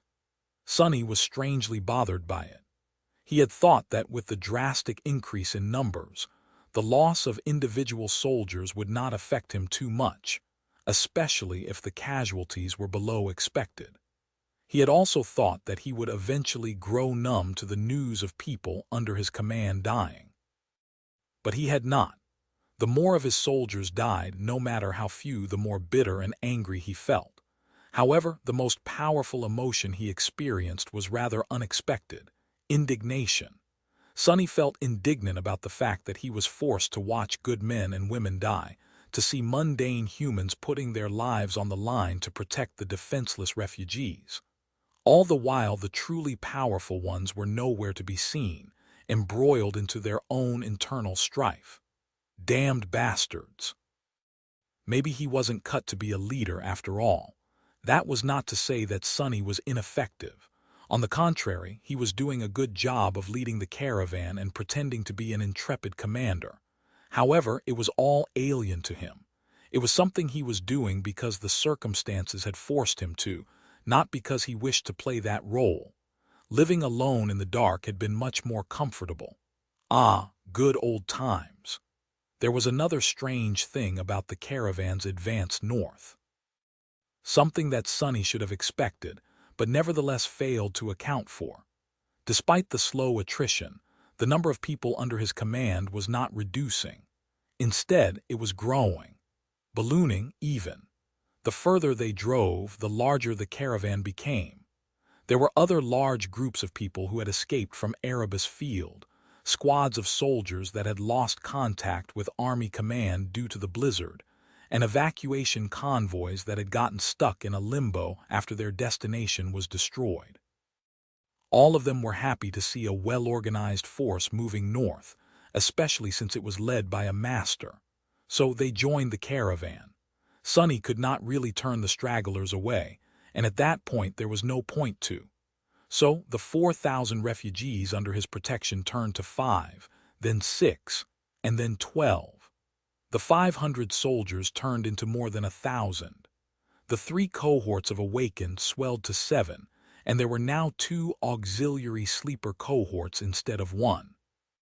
There were many more vehicles, too. The bloated caravan stretched for 2 kilometers now and showed no signs of stopping the rapid expansion. Looking at it, Sonny couldn't help but shake his head. That's just a recipe for disaster.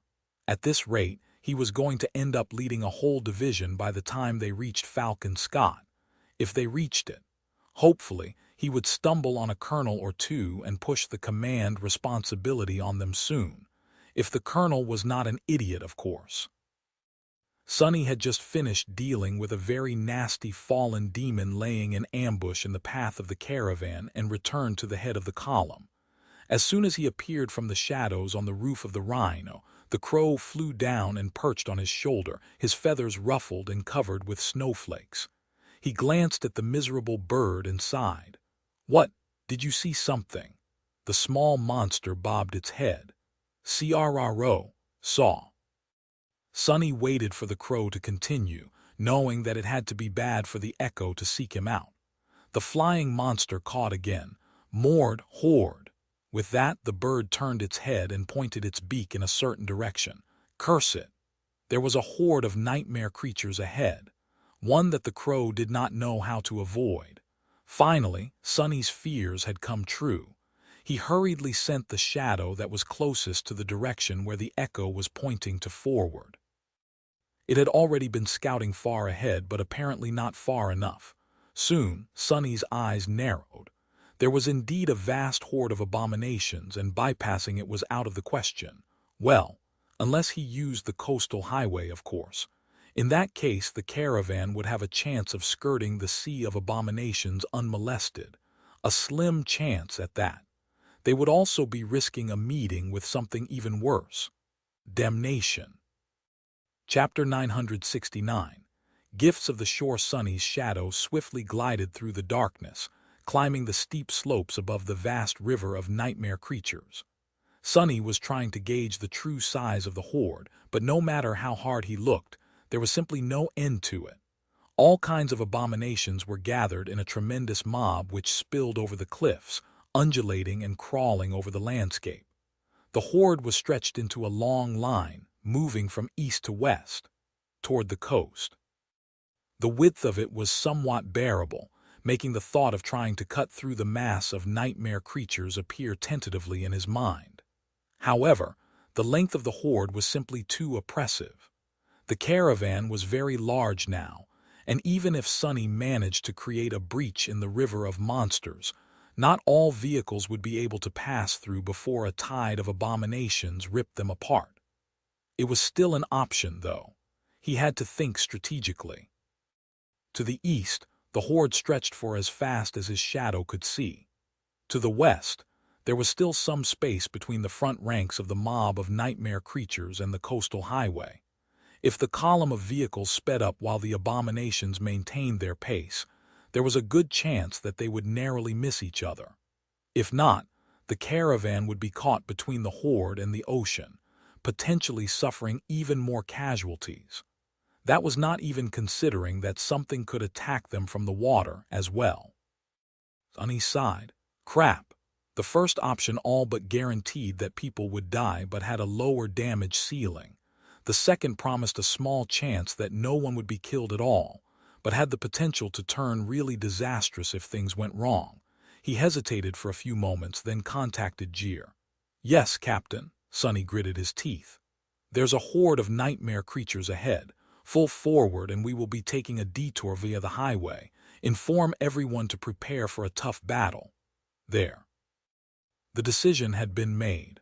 Sonny was not happy with it, but at least the caravan stood a chance of escaping unscathed. He was not ready to callously send people to die yet, even if it meant risking a more dire result. At the end of it, Sonny would know that he at least tried. Following his orders, Luster sent the Rhino flying forward. Their MWP escorts strained to keep up, but eventually adjusted to the increased pace. The military vehicles comprising the caravan followed suit, and soon the whole column was moving forward at a reckless speed. Do not brake. Sonny stared back, hoping that nothing would go wrong. If a vehicle broke down in the middle of the charge, there would be no saving its passengers. A faulty transport could also potentially slow down everyone behind it, which would be a complete disaster. However, the fewer number of gates along the coast was one of the reasons he had chosen the second option.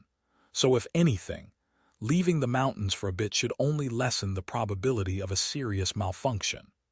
The Rhino maneuvered to a branching road and led the caravan east, descending toward the highway. As they approached it, Sonny tensely observed the horde and tried to calculate if they were going to make it past the advancing mob of abominations before it reached the coast. For now, it seemed that there was still a narrow window of opportunity. But then, as soon as they reached the highway, that window was gone. For some reason, the front ranks of the horde suddenly went into a frenzy and rushed forward, with the rest of the mob soon following in an avalanche of flesh. Sonny was sure that the nightmare creatures could not have sensed the caravan yet, so he did not know why their behavior changed so abruptly. It was as though something on the coast was pulling the abominations toward it. In any case, with the horde moving much faster now, any chance of passing by without a battle the column might have had were gone. They would have to fight their way through in the end. Curses! At least the caravan was only going to be assaulted from one side. Their left flank would be protected by the ocean, precarious as it might sound. What the hell spooked these bastards? Looking forward to see the first abomination spilling onto the highway some distance away, Sonny froze for a moment. Oh. Out there ahead of them, laying on the shore like a mountain of white flesh, the corpse of a colossal abomination towered above the highway. It looked like a monstrous jellyfish of mind-boggling proportions, some of its lifeless tentacles stretching for hundreds of meters into the dark water. The strange, transparent flesh of the dead dweller of the depths was torn and scorched, with large chunks of it missing. Strange organs could be seen beneath it, and a lake of freezing slime covered a long stretch of the highway around it. Something had thoroughly savaged the terrifying creature, and then left without devouring its prey. And now, the horde of nightmare creatures was rushing to finish the job. As Sonny watched, the tide of abominations flowed over the highway. The first ranks sunk their fangs into the dead horror with rabid hunger, followed by 100 other creatures the next second. The appalling corpse was giant, but not giant enough to satiate them all. Soon, the slower nightmare creatures reached the coast, ruthlessly tearing at the bodies of their feasting brethren to reach the succulent white flesh. They crawled over the towering jellyfish like ants, slowly eviscerating its upper layers. And behind them, countless more were already flowing down the mountain slopes. Sonny gripped his bow, knowing the caravan would have to fight their way through that dreadful barrier of monstrous bodies soon. Actually, a few stragglers were already close enough for Samara to start firing her rifle. Looking at the approaching scene of morbid carnage, Sonny felt a chill run down his spine. It's all right. We can still pull through this. That was what he thought. At least until eerie flashes of crimson light ignited in the haze of the blizzard to his left, far in the ocean. An enormous, gargantuan shape was moving through the waves, getting closer to the shore. Chapter 970. Hellfire. As the caravan approached the spilling horde of nightmare creatures, Sonny readied himself for battle and feverishly tried to come up with a way, any way, to save the lives of as many people as he could. However, no matter how much he thought about it, there was just no solution. Many souls were going to be lost today, and the best he could accomplish was to make sure that those who were dying were the soldiers, and not the refugees. He knew that the caravan would be able to break through the horde of abominations eventually, but he also knew that at least several vehicles as well as scores of his soldiers would perish in the process. Hundreds, if not thousands of humans were going to die today. His gamble did not pay off. Sonny felt a bit resentful about that. With a sigh, he summoned the helmet of the mantle of the underworld and raised Morgan's warbow. It was at that moment that eerie crimson lights flashed through the haze of the blizzard, followed by a scattering of small sparks. He froze and looked to his left, at the dark expanse of the ocean that was obscured by the veil of snow. Out there, something inconceivably gargantuan was hiding, its enormous shape only revealed by the hazy flashes of crimson light. What? In the next moment, a deafening roar assaulted his ears, and then something that he had never expected happened. Ahead of the convoy, the mass of nightmare creatures were suddenly torn apart by a series of earth-shattering explosions. Bits of concrete, flesh, and bone flew into the air, creating a cloud of red fog. A moment later, flowers of angry red flame bloomed on the slope of the mountain, obliterating even more abominations. The whole world trembled. Sonny's eyes widened as he swiftly looked back at the ocean. The wall of the blizzard had been unmade as well. And although the breach in the snowstorm was already closing, he still managed to catch a glimpse of the source of all that carnage.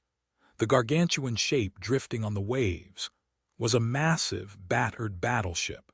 He thought he even recognized the lines of its mangled alloy hull. The vessel was strangely slanted, one of its sides resting much lower than the other one, the deck railings almost touching the water. Its hull was marred by terrible scars and breached in many places, with some of the holes being large enough for the rhino to drive through, and was just what remained above the surface. The bow of the ship seemed shattered and deformed. It was a mystery how the vessel remained afloat, and yet it was still capable of firing its armaments. The crimson lights Sonny had seen were the batteries of starboard cannons unleashing hell, and the scattering of sparks was the salvo of missiles being launched from their nests. As Sonny watched, the ghostly battleship fired another barrage of heavy explosive rounds at the horde of nightmare creatures, this time aiming entirely at the slopes of the mountains. He blinked. I'll be damned. Did they really receive reinforcements? Sonny did not know where the wrecked vessel had come from, but he was not going to waste this opportunity. The intention of the unknown captain was clear. The first salvo somewhat cleared the highway, and the second one overshot it by a good degree, slamming into the mountain slope and obliterating a large swath of advancing nightmare creatures, cutting off those who still remained on the road from the rest of the horde for now, while simultaneously opening a path for the caravan. That was his chance. Silently thanking the daredevil who had used the sinking ship to come to their rescue, Sonny drew his bow and sent the strike of thunder flying forward. A moment later, it hit the mountain of white flesh, electrocuting scores of abominations that had been fighting to devour the giant jellyfish just a few moments before. All forward units, attack! The MWPS running beside the rhino simultaneously raised their bulky hands and opened fire. Their accuracy while on the move was not too great, but that was not important when massive Gatling guns were involved. Streams of heavy rounds whipped across the surviving nightmare creatures, ripping many to shreds. A moment later, two swarms of missiles shot from the shoulders of the lumbering machines, adding to the chaos. From somewhere further behind, heavy-duty mass drivers joined the fray, with the turrets of the assault vehicles soon following. The front of the caravan had once again formed into a wedge to open lines of fire for more attackers. Only this time, there were many more vehicles, awakened and war platforms shooting. The already thinned front rows of the mass of nightmare creatures covering the highway were all but erased from existence by their onslaught. A moment later, the rhino plowed into the remaining stragglers, painting itself with red. Sonny sent several arrows flying and then dismissed his bow, summoning the cruel sight instead. As soon as he saw the apt clear the stretch of the road obstructed by the horde, he stepped through the shadows and appeared in the thick of the enemies descending from the mountains.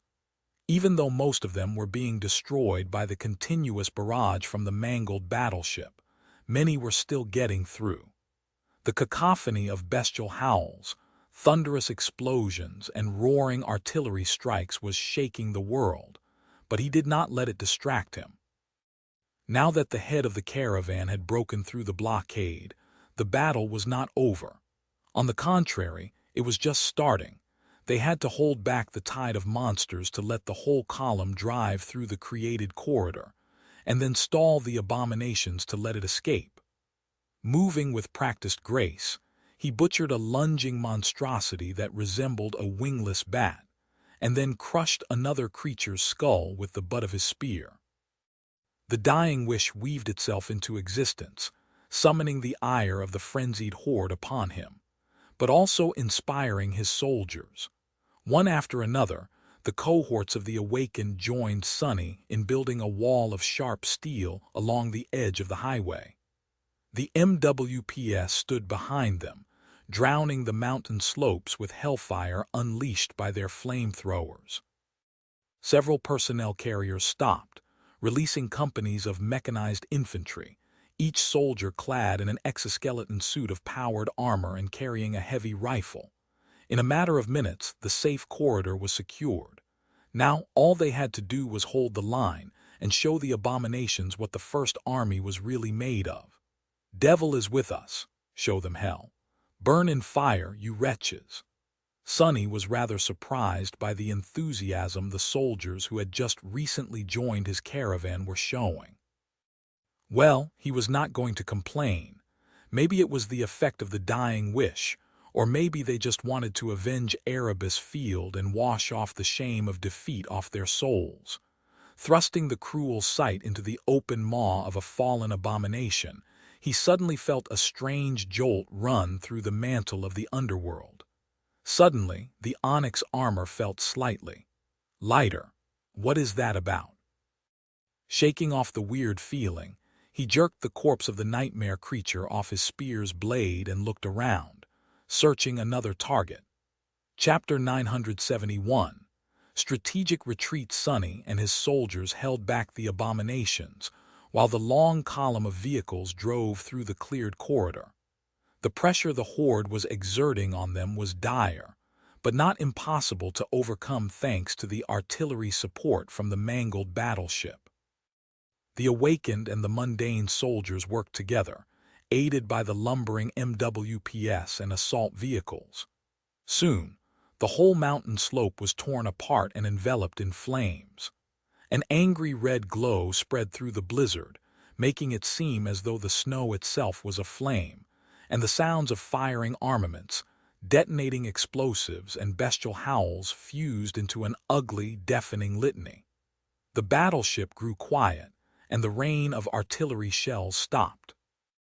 Either the vessel had run out of ammunition, or the stress of sustaining the heavy barrage had turned out to be too much for its already failing hull, causing it to sustain even more damage. In any case, by that point, most of the caravan had managed to pass the advancing horde.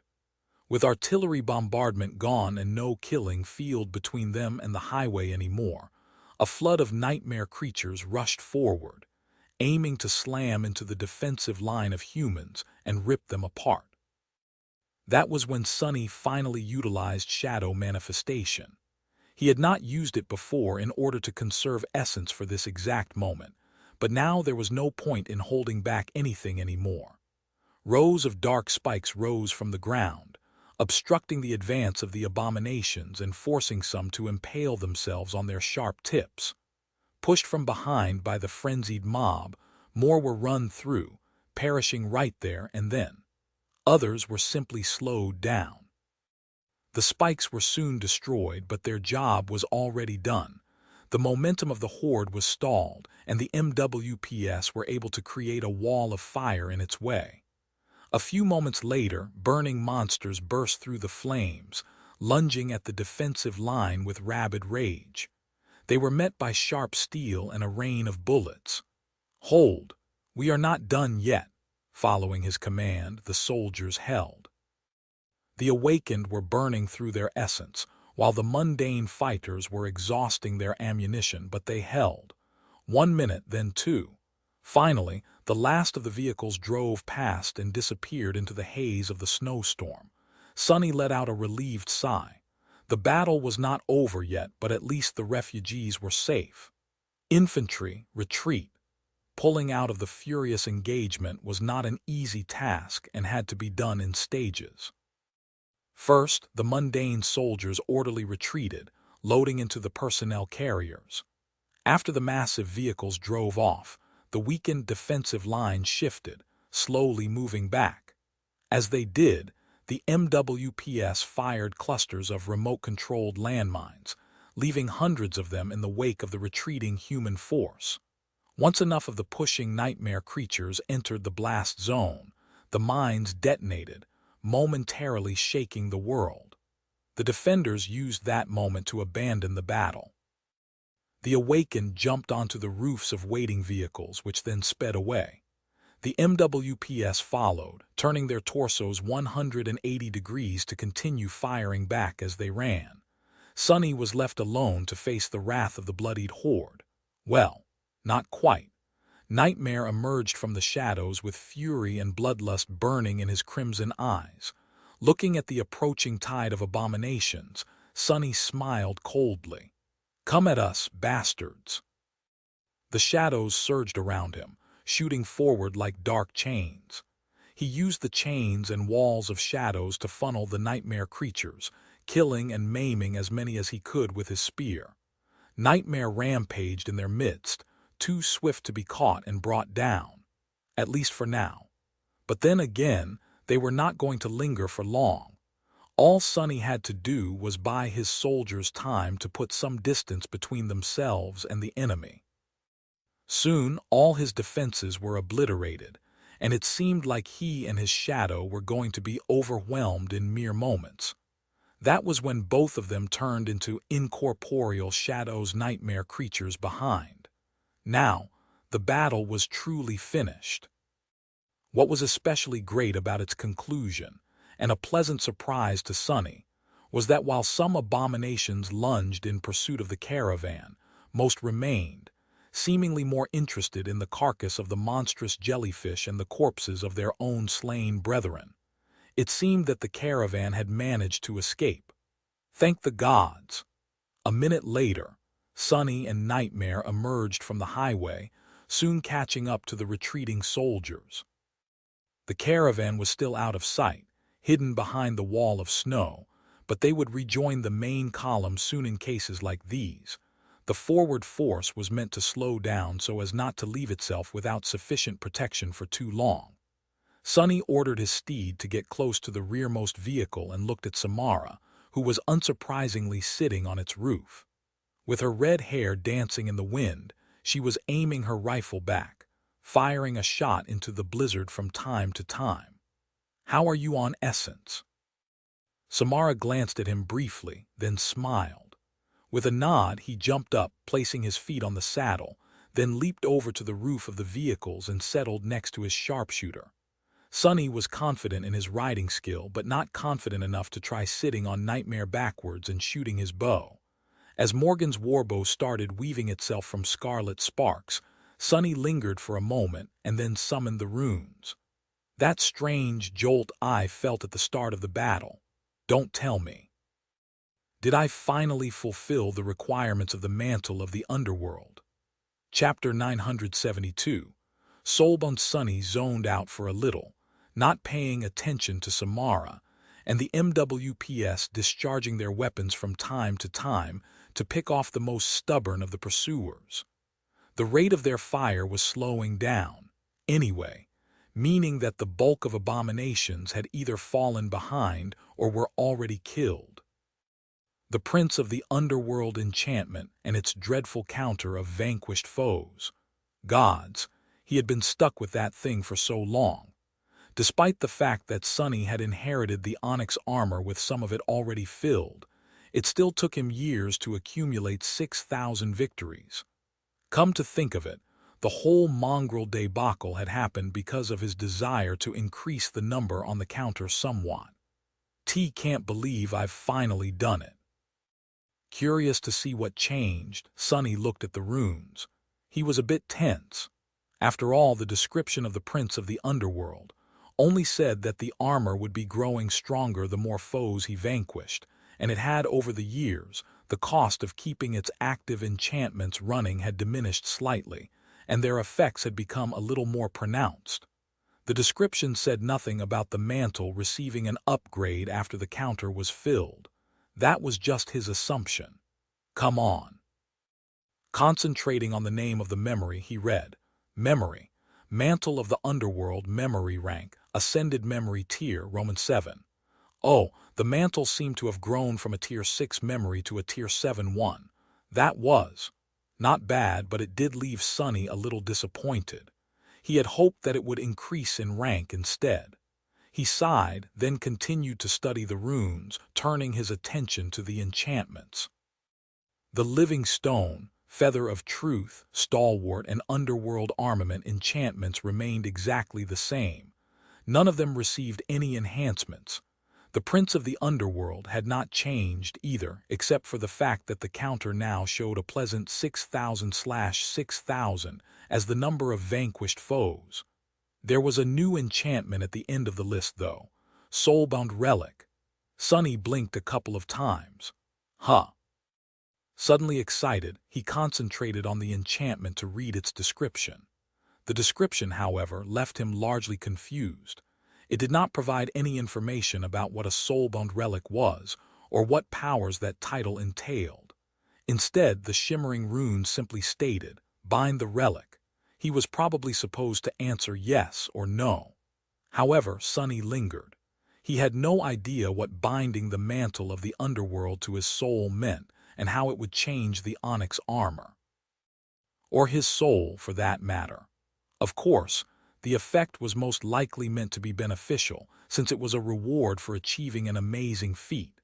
The spell often had a very strange notion of what beneficial meant, though, which did not always coincide with what a person would consider advantageous.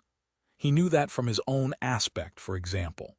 Its innate ability, Shadow Bond, had become the bane of his existence, and yet the spell clearly thought of it as a precious boon. Further still, the mantle of the underworld was not even the spell's creation. Rather, it was a memory of an artifact created by Nether, the demon of destiny, most likely for one of his stone children. Sonny suspected that it had once belonged to the stranger, one of the 7 heroes of the Forgotten Shore, who had been of Saint's tribe and possibly her previous lord. So, what would actually happen if he bound that artifact to his soul? He hesitated for a while, then dismissed the runes.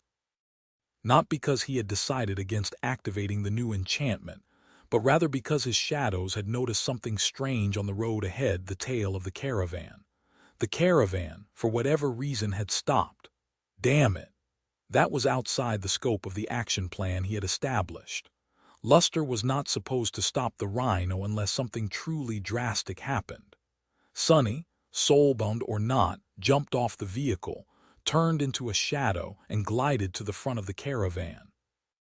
Returning to his human form near the rhino, Sonny dismissed the helmet of the mantle and headed toward the welcoming party.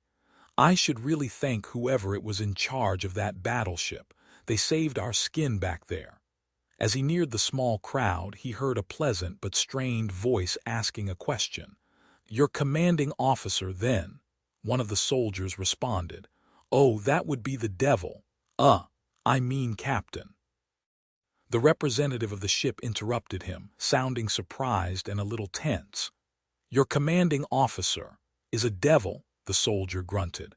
"Not a devil, the devil, but don't worry, sir, it's just a nickname, I think." At that moment, Sonny finally reached them and saw the speaker. His eyes widened a little, tall, handsome, with black hair, and eyes of an unusual, beautiful indigo color. No wonder the voice sounded familiar. Neve.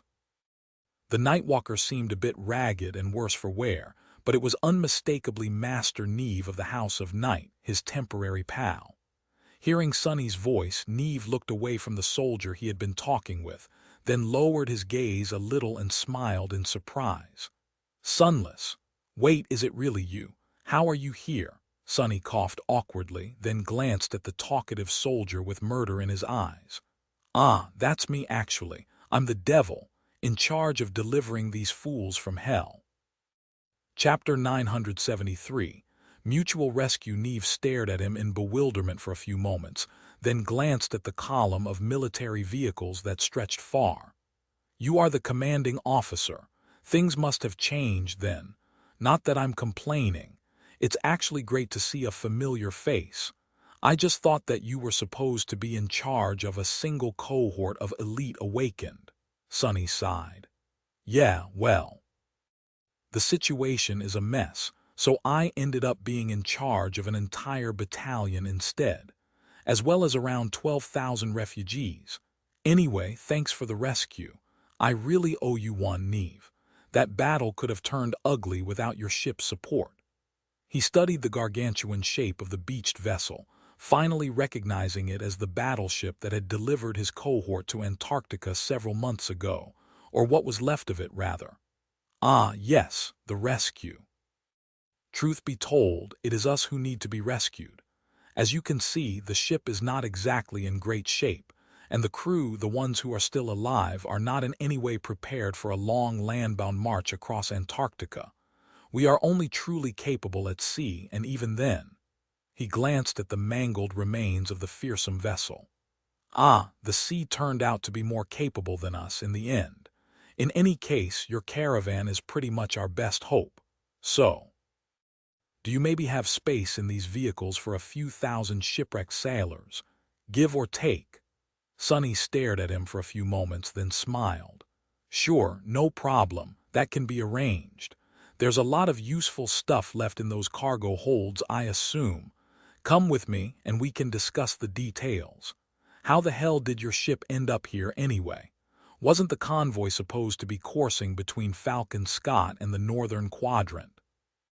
As it turned out, Neve's vessel was one of those that, like Ariadne, had been reassigned to patrol and relocation duty after the situation in the Antarctic Center worsened with the appearance of hostile Titans. His last orders were to scout and secure the stretch of the coastal highway between Erebus Field and the northern parts of the landmass, probably for the upcoming exodus of the First Army to Falcon Scott. Sadly, Erebus Field had been destroyed, and the battleship met an adversary that was a little bit too tough for it.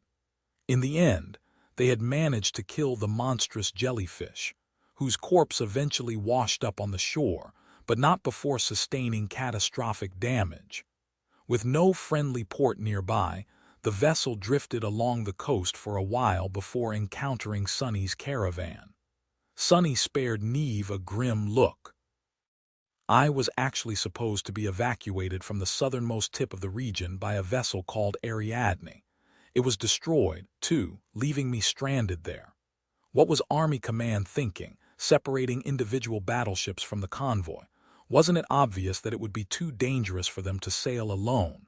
The tall Nightwalker sighed somberly. "Not as obvious as you might think.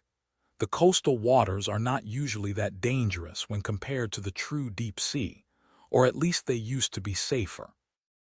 There were risks involved, of course, but that is a given when you are desperate. Still, we might have underestimated how much influence the chain of nightmare would exert on the ocean. Makes sense, I guess." Sonny was not surprised that Army Command had chosen to send the divisions spread across the Antarctic Center some naval support. Logistically, it was a risky, but somewhat necessary decision, considering that the winter beast had shut down the entire communication network across the landmass, and it was not like Neve's battleship had been immediately sunk. The fearsome vessel operated along the coast for close to 2 months before stumbling on the abominable jellyfish and suffering a Pyrrhic victory that led to its demise. If anything, Sonny was more surprised that the House of Night had agreed to play ball. Since when were the great clans so altruistic? That's a conversation for later. For now, both Neve and Sonny had a lot to do. The structure of the caravan had to be reorganized to make room for the surviving sailors. The sailors themselves had to disembark and reach land. The maimed battleship had to be scoured for anything that could be useful for the long journey to Falcon Scott. All of that required time, which meant that the column would remain static for a while. A proper defensive perimeter had to be established, guard duty shifts had to be set, refugees needed to be fed and cared for. Sonny might have as well given an order to make camp, but he was extremely reluctant to remain on the coast for an entire night. So all these things had to happen fast. Luckily, he was not the only master defending the caravan anymore. Even though most of Neve's powers seemed to have to do with water, he was still an Ascended. More than that, he was an Ascended from a great clan. The Nightwalker was an absolute elite among fighters, with long years of battle experience under his belt and a vast arsenal of powerful memories stored in his soul. Having someone like that by his side made Sonny feel much more confident in their chances of reaching Falcon Scott in one piece. But coming back to a vast arsenal of memories, Sonny looked at Neve with a strange expression on his face. The handsome man noticed it and raised an eyebrow in confusion. Yes, did you want something sunless?" Sonny lingered for a few moments, then smiled. "As a matter of fact, I do, say Neve. You Nightwalkers are all about naval combat, right? You wouldn't happen to have a memory or two that can help a land rat like me do well in water, would you? You know. Things like breathing under it, swimming like a torpedo, and so on. Because if you do, I am willing to trade.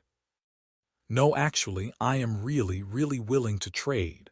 I all but swore to never get close to water without a memory like that, you see.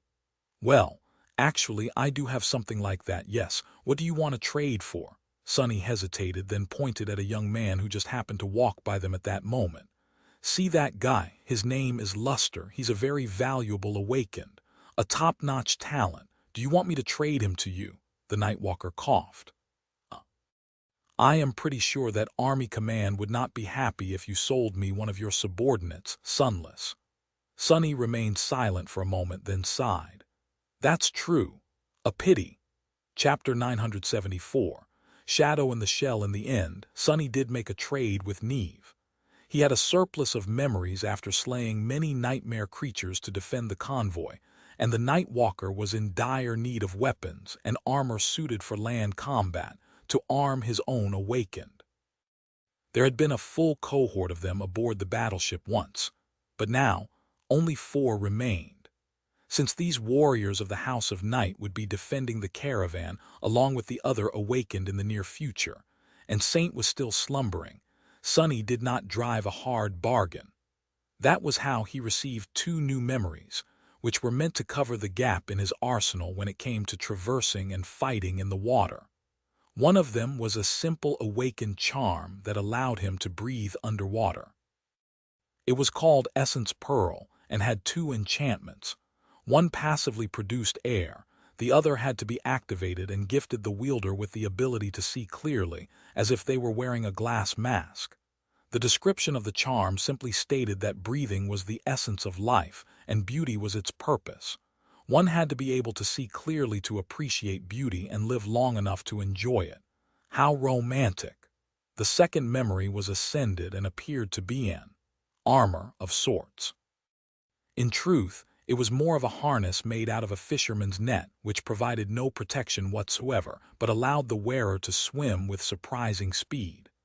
The harness was called Nimble Catch, and its description told the story of a muskrat king who had sworn to eat a wondrous fish, only to learn that it could only be caught by using the eyes of the monarch of birds, his brother, as bait. The whole thing was very weird. What's a muskrat, though? Do rats eat fish? The only drawback of the strange harness was that, as usual, no other armor-type memory could be used while wearing it. Nevertheless, Sonny was happy with his acquisitions. The inability to defend himself in water had been eating at him ever since the sea journey to Antarctica, and even though he hoped to never have to use these new memories, simply possessing them was calming. Several hours after encountering the beached battleship, the caravan drove forward once again. The length of it remained the same, but there were much more people in the vehicles now. Neve had not been joking when he said that there were thousands of sailors on the mangled vessel, and even then, those were only those who had survived. Sonny honestly did not know whether to consider them soldiers or refugees, but he knew that Sergeant Jeer and the other officers would sort that out for him soon. The caravan had a lot of spare weapons, especially now that they had unloaded the surviving cargo holds of the battleship, so there was a good chance that many of the sailors would become active combatants. Even if not, Sonny was already satisfied to have another master around. Neve's presence also did wonders for the morale of everyone in the caravan, not only because he was an ascended, but also because of how flamboyantly he had appeared. If there was a sure way to win someone's adoration, it was to shower a horde of nightmare creatures trying to eat them with a barrage of artillery fire at just the right moment. Maybe I should remember that method. Sonny remained on guard until the column of vehicles turned and left the coastal highway behind, climbing back into the mountains. It was only then that he allowed himself to relax and descended from the roof of the Rhino to its interior. After exchanging a few words with Professor Obel and Bate, he climbed into one of the sleeping niches and closed it to receive some privacy. There, he lingered for a few moments, and then summoned the runes. After thinking about it for a while, Sonny finally decided to take the risk and bind the mantle of the underworld to his soul. He did not know what would happen, and the idea of being left without a proper suit of armor was more than slightly disturbing, but to tell the truth, Sonny was extremely curious to see what would happen. Soon he was staring at a string of shimmering runes. "Bind the relic." He hesitated for a few moments, sighed, and then whispered quietly, "Yes." Sonny had dismissed the mantle just in case and was now wearing the soft fabric of the puppeteer's shroud. For that reason, he did not see any changes immediately. For a few seconds, nothing happened. And then the voice of the spell spoke. It said, "Your memory has been destroyed." Sonny's eyes widened. "What?" He flinched, almost hitting his head on the roof of the niche. His heart skipped a bit. "What the hell? What do you mean?" But then the voice of the spell resounded again. "You have received an attribute." At the same time, Sonny felt a profound but unexplainable change. The change seemed to affect both his body and his soul. It was not painful and did not feel harmful, just very, very strange. It was as if his skin turned to stone, but also remained exactly the same. At the same time, he felt as if the enchantments of the mantle of the underworld were at his fingertips, even though the onyx armor was not summoned and in fact had been destroyed. Huh! Sonny remained motionless for a while, trying to understand what had happened to him. Then, unable to find answers, he turned his attention to the shimmering runes. In the list of his memories, there was no mantle of the underworld anymore. However, he now possessed a new attribute. Holding his breath, Sonny read, "Attributes: Faded, Flame of Divinity, Master of Shadows, Blood Weave, Bone Weave," and there a new string of runes appeared at the end. Attribute: Marble Shell. Chapter 975, Marble Shell, Marble Shell. Sonny stared at the runes with a thoughtful expression on his face, then concentrated on them. Immediately, new strings appeared in the air, forming a description. Attribute: Marble Shell. Attribute description. In the deep darkness of the underworld, a prideful demon forged 7 suits of splendid armor for his favorite creations. The intricate shells were both a boon and a test, since only those worthy of his regard could unlock the mantle's true potential and bear its weight. There were more runes, but Sonny stopped to think for a bit. Favorite creations. He knew that Saint and her kind were an artificial race created by Nether, the ruler of the underworld and the demon of choice. Or destiny, depending on how one decided to translate the runes. He also knew that Saint's armor bore a strong resemblance to the mantle of the underworld, although it was not quite as impressive. The original stone saint had been one of the smallest and weakest living statues that used to dwell in the Dark City. By the time Sonny reached the place of their battle against the fallen attackers, the bigger and more powerful warriors of her kind had already been destroyed, leaving only her, an awakened monster, to finish the fight. What he got from all that was that Saint had only been a foot soldier in Nether's army, most likely. The armor she wore was a true masterpiece of craftsmanship, but not something on the level of the 7 mantles, which had been gifted to the high-ranking officers of the Stone Legion by the Prince of the Underworld. Gods! If Saint is just a foot soldier, then just how terrifying was Nether's army?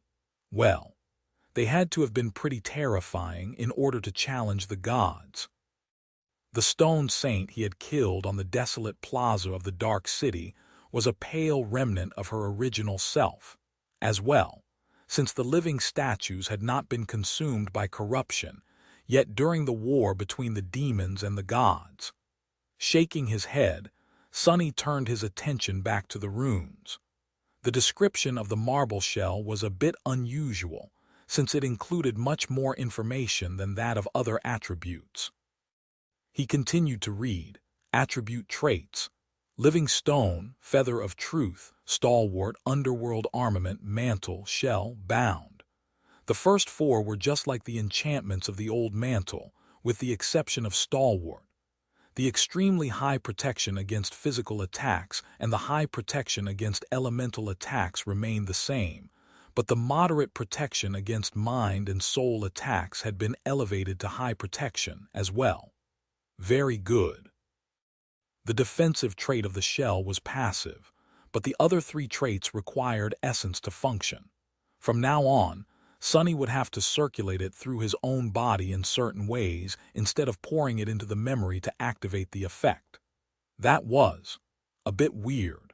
Luckily, he seemed to possess an instinctive understanding of how the essence had to be circulated exactly, and his control over it was intricate enough to achieve the desired result. The other three traits, however, were extremely interesting. The mantle and shell were connected, and in fact mutually exclusive. That was because those were not really traits but actually forms that his new attribute could assume. The shell was a dormant form, while the mantle was an active form. As the shell, the armor existed under his skin, or rather was his skin. Basically, it provided all the benefits of the mantle of the underworld, including access to its enchantments, albeit in a muted and somewhat weakened form. Sonny dismissed the puppeteer's shroud and stared at his arm incredulously. His skin looked pretty much the same, but somehow even paler and smoother. Great, as if I wasn't being called a creepy porcelain doll often enough already. He sighed, then jabbed his arm with a finger. There was something strange. His skin remained soft and elastic, but when sufficient pressure was applied, it suddenly became hard as stone. Basically, it was becoming rigid when struck. After a few experiments, which must have looked really weird from the side, he determined that he could control the process consciously, too. That's neat. So I will always have passive resistance to all kinds of damage. I'll be able to repair damage to my skin with the living stone as well, although that won't help me against internal injuries. He activated Feather of Truth and felt his fist becoming much, much heavier. Then he made his entire body extremely light. Ah, this feels so weird. Sonny did not exactly start to float, but he could potentially jump extremely high or hit extremely hard with the help of this new ability. The applications were nearly endless. A silly smile appeared on his face. And I can always enhance the effect of a single charm as well. Better yet, by augmenting his body with the shadows, he would be augmenting his shell too, considering that it was a part of him. That, in fact, that was the real benefit of binding the armor. Sonny's eyes widened. Wait a second. Had he not dismissed the puppeteer's shroud to take a look at his skin, which meant that he could benefit from the defensive qualities of the shell and summon an armor-type memory on top of that, using both to protect himself at the same time. Damn, that was simply incredible. Sonny was consumed by excitement for several minutes, then remembered that he currently had no powerful armor-type memories to speak of. Well, it did not matter too much. He would find one eventually. Plus, there was the mantle trait of the marble shell as well. Its function was pretty simple. It activated the attribute, making it assume the form of a full suit of armor. Unlike memories, Sonny did not have to spend essence to summon the mantle, since it was simply a transformation of the shell. Similarly, the mantle was considered to be a part of his body, and so augmenting one with the shadows would strengthen the other in turn. In its active form, the attribute awakened its full power. The effects of Stalwart, Living Stone, Underworld Armament, and the Feather of Truth were not weakened anymore, reaching their full potential.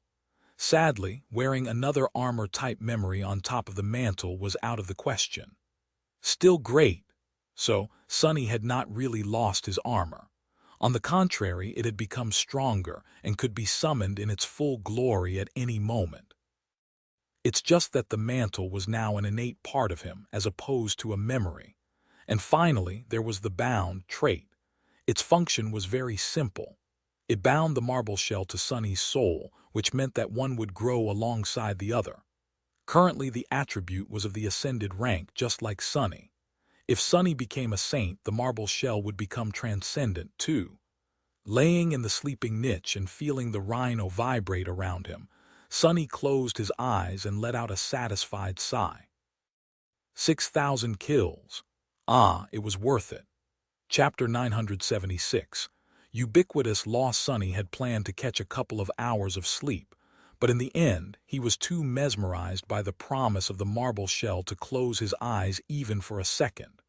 That new attribute of his was both supremely powerful and complex, which meant that unlocking its full potential would demand a lot of insight and ingenuity. If he did manage to master it, though. Laying in the darkness of the sleeping niche, Sonny smiled ominously. What a great present. It should not have come as a surprise, though. The challenge of the Prince of the Underworld had been a steep one. 6,000 defeated opponents. Most awakened, those normal people that did not go out of their way to seek out battle after battle, would never face that many adversaries in their entire lifetime, perhaps. More than that, Sonny suspected that the enchantment had actually had several stages, while he only completed the last one. After all, the counter of vanquished foes had already been filled to some extent by the time Sonny repaired the mantle of the underworld. An ascended armor of the 6th tier, demanding 6,000 kills to rise to the 7th. If the onyx armor had started off as a memory of the 1st tier, demanding 1,000 kills to rise to the 2nd, 2,000 to rise to the 3rd. Then it might have taken no less than 21,000 defeated enemies for it to acquire the Soulbound relic enchantment. What a scary number. No wonder the marble shell was such a potent attribute, not to mention its connection to one of the demons. Whether it had been the first lord of the Bright Castle or one of his companions that wore the mantle before, Sonny really owed them some gratitude. Even more of it, to be precise. Regardless of the past, though, there was a lot for him to think about when it came to the future. Sonny instantly understood that the marble shell would drastically, and most importantly, passively increase his defensive capability and resilience. Yes, the dormant state of the attribute was a weakened version of its active form, and yes, the living stone trait only allowed him to mend his skin, as opposed to his entire body. Sure, he did not currently possess a powerful memory armor to synergize with the shell, but it did not matter. In a sense, Sonny himself was the armor now. What truly enthused him about the new attribute was the possibility of finally breaking one of the most ubiquitous laws of the nightmare spell. In the world ruled by it, attack almost always trumped defense.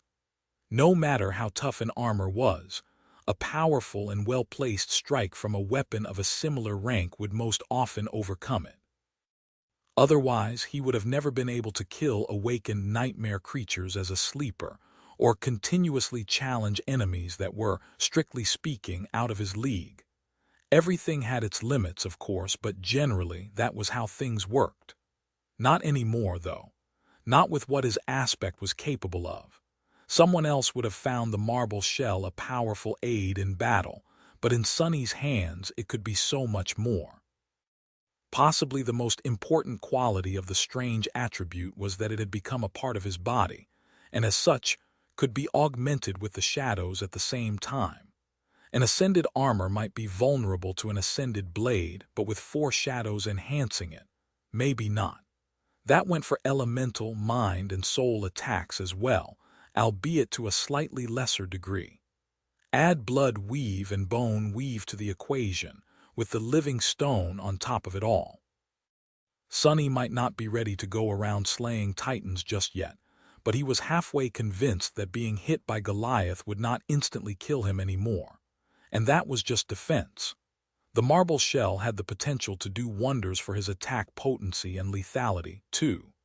The Feather of Truth had always been an unassuming but insidiously powerful enchantment. Now that it could be applied to his entire body, as opposed to only his armor, though, that really changed everything. Making himself lighter could drastically increase his speed and mobility.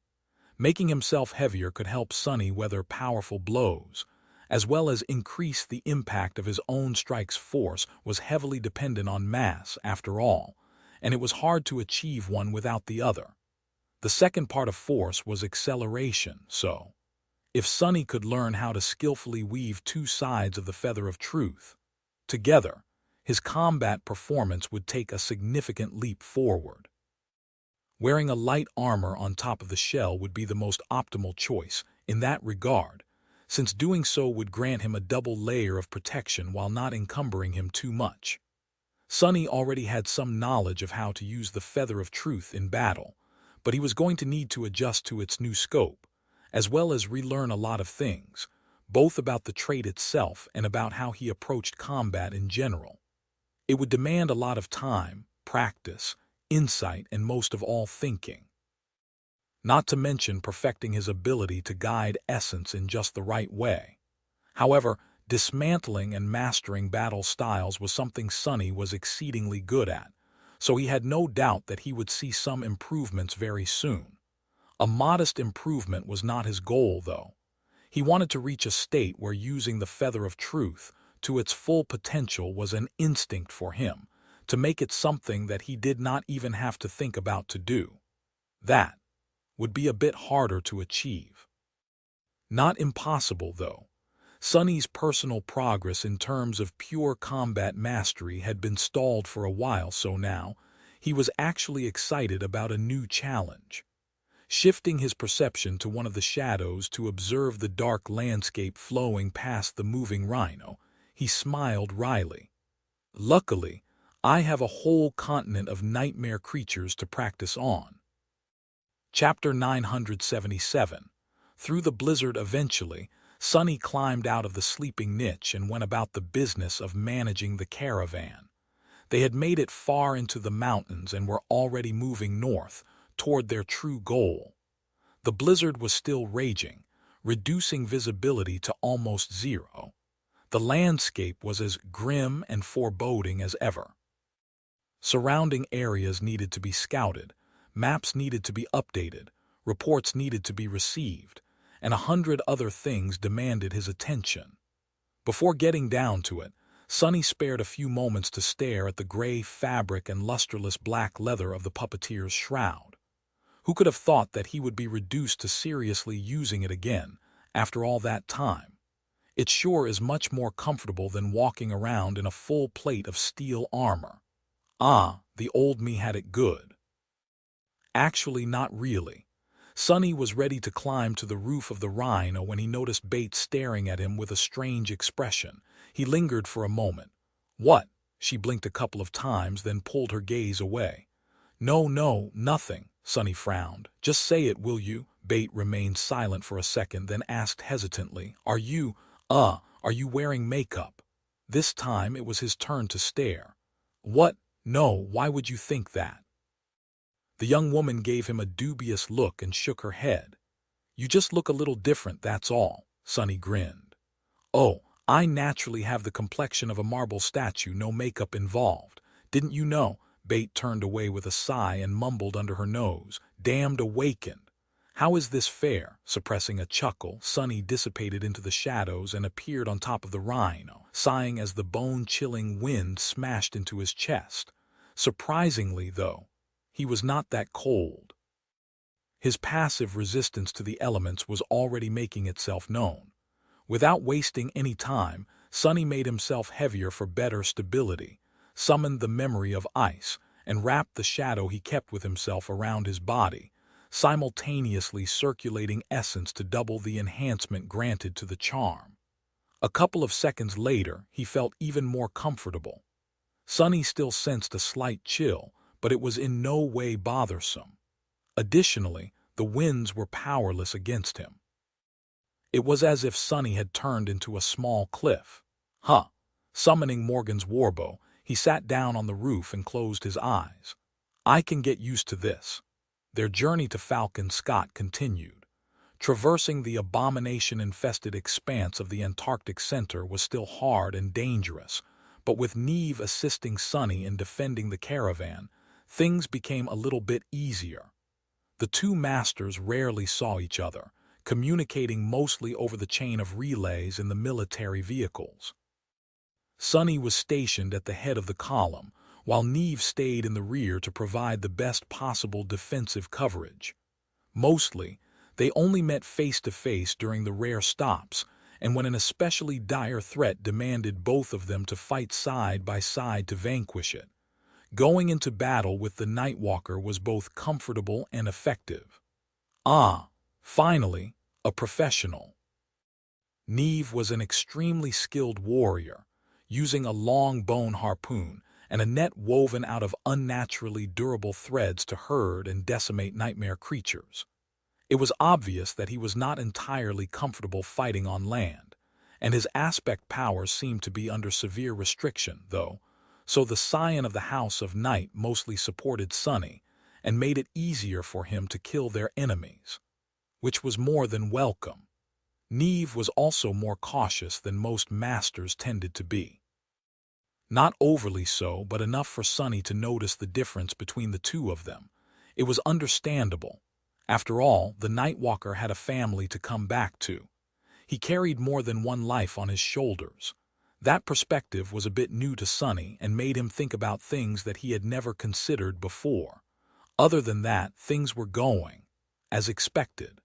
The caravan continued to grow, several more groups of Erebus field survivors joining it. By then, Sunny was secretly starting to thank the gods that Neve's ship had suffered catastrophic damage. Without the additional supplies looted from its holds, he would have to deal with a supply shortage pretty soon. As it was, though, he had enough to feed everyone and arm those who could and knew how to fight, for now. Sunny was curious to see if anyone else would notice his subtle change, but in the end, the only other person other than Bait who showed any reaction was Kim. At some point, she gave him a very weird look and hastily turned away without asking anything. Kim was able to see vulnerabilities in everything she looked at, after all, and Sunny had recently become much less vulnerable. No wonder she was surprised. Great.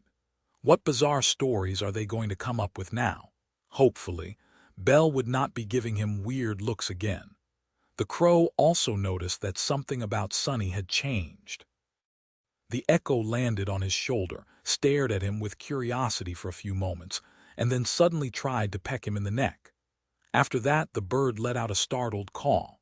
Stan, Stan. Then it flew away and stayed in the air for a while. Being pecked by an awakened monster was not a pleasant experience, but the shell did not show any sign of giving in to the sharp beak. Overall, Sunny was very satisfied by the strange incident. The tumultuous march north continued. Swarms of nightmare creatures were slaughtered. More soldiers died. More refugees died, too. With thousands and thousands of them cooped up in the moving vehicles, it was inevitable that some would succumb to the spell. Despite all Sunny's efforts to make sure that new aspirants were found and isolated in time, there had been a couple instances where the security measures failed. The results were bloody. Sunny was shaken by the loss of civilian lives, but in the grand scheme of things, they were just drops in the ocean. An entire metropolis had been erased off the map just a few days ago, and that was simply one instance of the inconceivable carnage and destruction reigning over the southern quadrant. Sunny was growing really tired of watching people die. He also knew that the death toll would not stop growing anytime soon. Chapter 978. Back again, the rhino let out a disturbing, screeching sound and came to a shuddering stop. Sunny remained on the roof for a few moments, looking down with a grim expression on his face, then jumped down. Landing softly in the snow, he took a few steps away and studied his battered app. The mighty machine had seen better days. Its armored hull was littered with deep gouges and makeshift patches of scavenged alloy. The wedge-shaped ram at the front of the rhino was deformed and painted dull red, its deployment mechanism irreparably damaged and stuck in the lowered position. The 6 mighty wheels were still intact, but all the additional thrusters were either spent or destroyed. What worried Sunny the most, though, were the sensitive internals of the app. Despite the fact that Kim and Samara had been desperately trying to keep them from deteriorating completely, most of the systems were slowly dying. The rhino had been put through too much abuse, and now It seemed to be on the verge of failing. A sad, bitter sigh escaped from Sonny's lips. Damn it. Behind him, the rest of the caravan was in a similar condition. The column of dilapidated vehicles stretched for many kilometers, each showing some signs of battle damage and stress. Most vehicles had not suffered as much as the Rhino, which served as the vanguard machine, but then again, most of them were also not as shielded and robust as the custom app of the irregulars. After studying the state of the caravan for a minute or two, Sonny turned around and walked forward. Passing between the massive shape of Abomination and the much smaller, but similarly fearsome shape of Blackie, he stopped and looked at the vast valley below. As he did, the crow landed on his shoulder. Sonny and the three echoes remained silent for a while. The valley was covered in snow, but it could not hide the upturned soil and the signs of a devastating battle that must have raged here once. Craters and mounds of frozen earth littered the landscape, hinting at a heavy artillery bombardment. A ghastly mountain of charred bones towered near the slopes, and some distance away from it lay a graveyard of broken war machines. Thousands upon thousands of nightmare creatures were moving through the snow. Worse than that, 13 active gates ringed the valley, tearing reality apart. What a terrible place! Sonny hesitated for a moment, then looked at Neve, who had just reached the crest of the hill. The Nightwalker was looking down with a sour face, his broken arm still resting in a makeshift sling. He had been wounded in a random battle a few days ago and was yet to fully recover. Sonny smiled. Yeah, it was even more terrible when 7 new gates opened right when we tried to deal with the 6 that had already manifested, encircling the whole division. That was how Antarctica welcomed us all that time ago. Indeed, Sonny knew that valley well. It was where he had fought his first real battle in the southern quadrant, unleashing Saint to defend the mundane soldiers. Looking down, he could recognize the spots where he had slain the gate guardians, as well as the spot where the division had burned its dead before moving on. Was he feeling nostalgic? Well, it did not matter anyway. What did matter was that the valley was only a day's travel away from Falcon Scott. They had finally made it. Almost. In the end, it took the caravan 2 weeks to get here. June was almost over, but the long night of Antarctica still showed no sign of ending. The world was dark as always and full of abominable horrors as always. Nothing truly noteworthy had happened in these 2 weeks. It had just been a constant, grueling, arduous struggle to survive. Every kilometer they traversed had been a little bit harder than the previous one. The numerous skirmishes and battles they had fought all started to blend into one at some point, and the names of soldiers and civilians Sonny had lost did, too. All in all, few people died. Comparatively.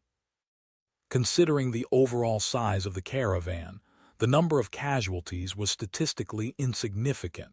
But people were not statistics. Sonny grimaced and looked away. He might have brought most of the caravan this close to Falcon Scott in one piece, but the hardest part was still ahead of them. Due to its nature as a place of a massive and static concentration of humans, the siege capital naturally attracted numerous nightmare creatures. It was constantly besieged by hordes of abominations, with more arriving from the south every day. The caravan had to somehow break through that blockade to reach the city gates. Fortunately, they did not have to do it alone. Sonny had already contacted Army Command through the Dream Realm, reporting the date they would arrive in this valley. He was promised assistance and reinforcements, as well as a special envoy to help the refugees make it through safely. The envoy was running late, though. His shadows would have noticed anyone on the slopes of the mountains, and he did not see any humans in the valley. If someone really planned to make it to the other side and meet the caravan, Sonny had no idea how they were planning to fight their way through the sea of nightmare creatures below. Glancing at Neve, he frowned. Where the hell is that envoy? Before the Nightwalker could answer, the crow suddenly let out a nervous screech and hurriedly flew away. In the next second, A massive shadow suddenly dove down from above, approaching the caravan with stunning speed. Sonny was already drawing the string of his bow but paused at the last moment, looking at the landing creature with wide eyes. Massive, powerful body that resembled that of a lion, mighty white wings, beautiful golden eyes of an eagle. In front of him, proud and majestic, was a very familiar griffin. Chapter 979. Full circle, the mighty griffin landed in front of the caravan, a cloud of snow rising into the air around it. A moment later, a human figure jumped off its back, landing not too far away from Sonny and Neve. The man in front of them was tall and had broad, powerful shoulders.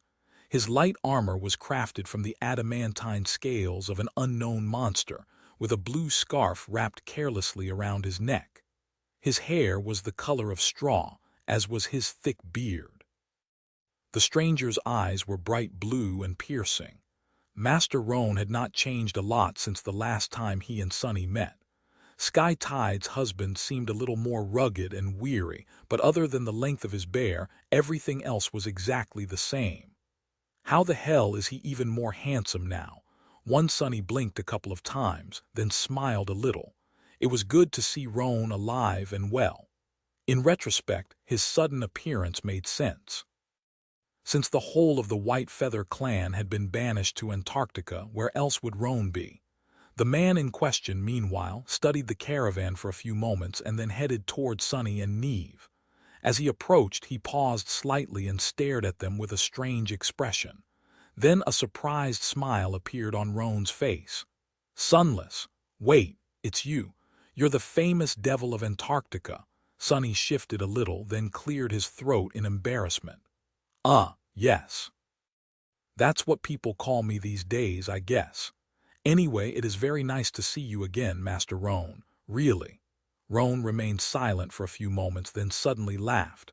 Why did nobody tell me? It makes sense, though. You do love striking deals with people, in exchange for soul shards." As Sonny coughed, Neve looked at them with curiosity. "You know each other?" Still a little startled, Sonny nodded. "Yes. Master Roan of the White Feather clan, meet Master Neve of the House of Night. The two of us are in charge of this caravan." The two ascended, briefly studied each other, then exchanged nods. There was no real tension between them, but Sonny noticed that they were not entirely at ease with each other, unlike how they were with him. It was understandable. White Feather was a vassal clan of valor, while Neve came from the great clan Night. Politically, there was somewhat of a wall between them, which was probably only made taller by the fact that Valor and Song were at war, while the House of Night remained neutral. Would it continue to stay on the sidelines, though? That nobody could tell. Master Roan offered a handshake to Neve, then glanced at the column of battered vehicles again. "How many people do you have?" It seemed that the time for pleasantries was over, and they were about to discuss business. Sonny was extremely motivated to get his people out of the open and to safety as soon as possible, so he was all for it. Looking back, he said, 4,000 soldiers, 30,000 civilian refugees, plus a few thousand shipwrecked sailors. I also have 100 awakened and around 20 sleepers, as well as my own cohort of irregulars. Oh, and a dozen or so echoes between all of us, including a couple of fallen ones." Abomination and Roan's griffin were currently having a staring contest, so the last point was self-evident. The handsome master gave him a long stare. "You really brought these people here all the way from Erebus Field?" Sonny smiled bleakly. "Most of them, yes. A few hundred were with me from before that, though. These poor souls have crossed more than 3,000 kilometers in search of shelter." Roan lingered for a moment, then briefly grasped his shoulder. "You did well, Sunless. You did very well." His words were encouraging, but his tone was somber. 30,000 refugees might have sounded like a large number, considering how hard it was to escort such a caravan across the ravaged expanse of the Antarctic center.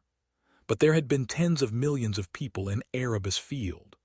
Of course, there were more survivors than those gathered by Sonny, who had found their way to Falcon Scott or other siege capitals on their own, but the loss of life must have still been tremendous.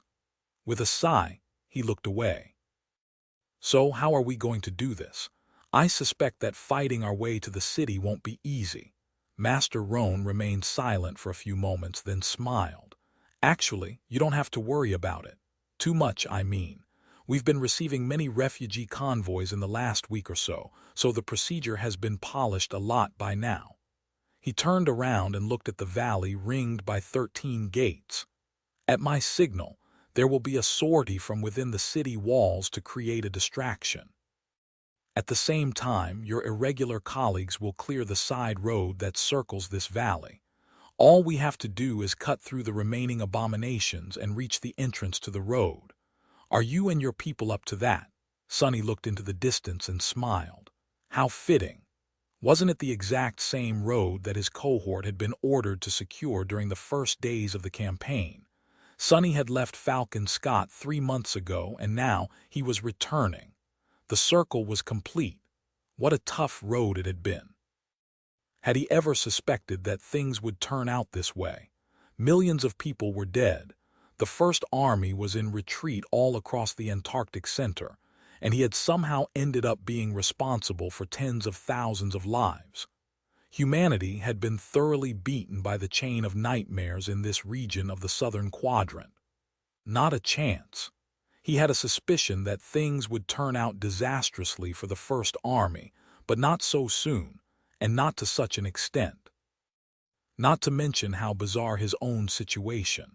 Well, what does it matter? Giving Roan a nod, Sonny stretched his shoulders and said, Yes, we are. Let's get the hell out of here.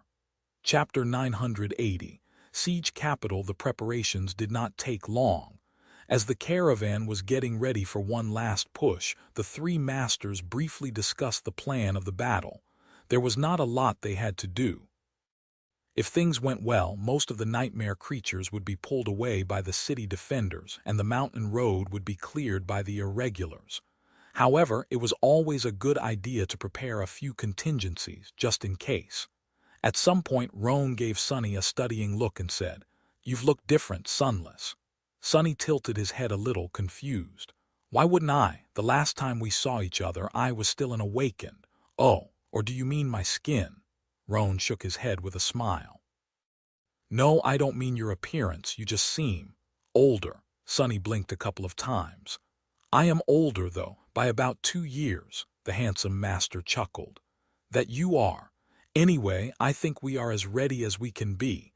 Should I send the signal? Sonny nodded, prompting Roan to summon a memory that resembled a waxed clay tablet. He simply drew a jagged line on it, then waved at them and walked over to his griffin. Not long after that, the sortie that was supposed to lead most of nightmare creatures away from the valley commenced. It started with a heavy missile barrage, which was then followed by a full company of MWPs appearing on the far side, accompanied by many cohorts of awakened. Sonny and Neve silently watched as the sea of abominations rushed forward, then glanced at each other and dashed toward their vehicles. Abomination and Blackie rose from the ground and shook their gaunt bodies, preparing for a battle. They did not have to wait long. As soon as the horde of nightmare creatures shifted to the far side of the valley and spilled out of it, pursuing the retreating diversion force, the rhino growled and lunged forward. The battered app was functioning perfectly, as if it had gathered all its remaining strength for one last glorious charge. The long column of vehicles followed the mighty machine. The caravan rolled down into the valley. Before any of the remaining nightmare creatures could react, an onslaught of bullets, arrows, and magical projectiles fell upon them, tearing the monsters apart. Further away, the tail of the deceived horde sensed that something was wrong. Scores of abominations turned around and saw the descending column of vehicles. Their howls and shrieks informed the rest of the creatures, and a mass of them staggered, struggling to change targets. Before the tail of the horde could reorient itself, however, a rain of strange metal roads fell from the sky, piercing the ground in front of them in a loose line.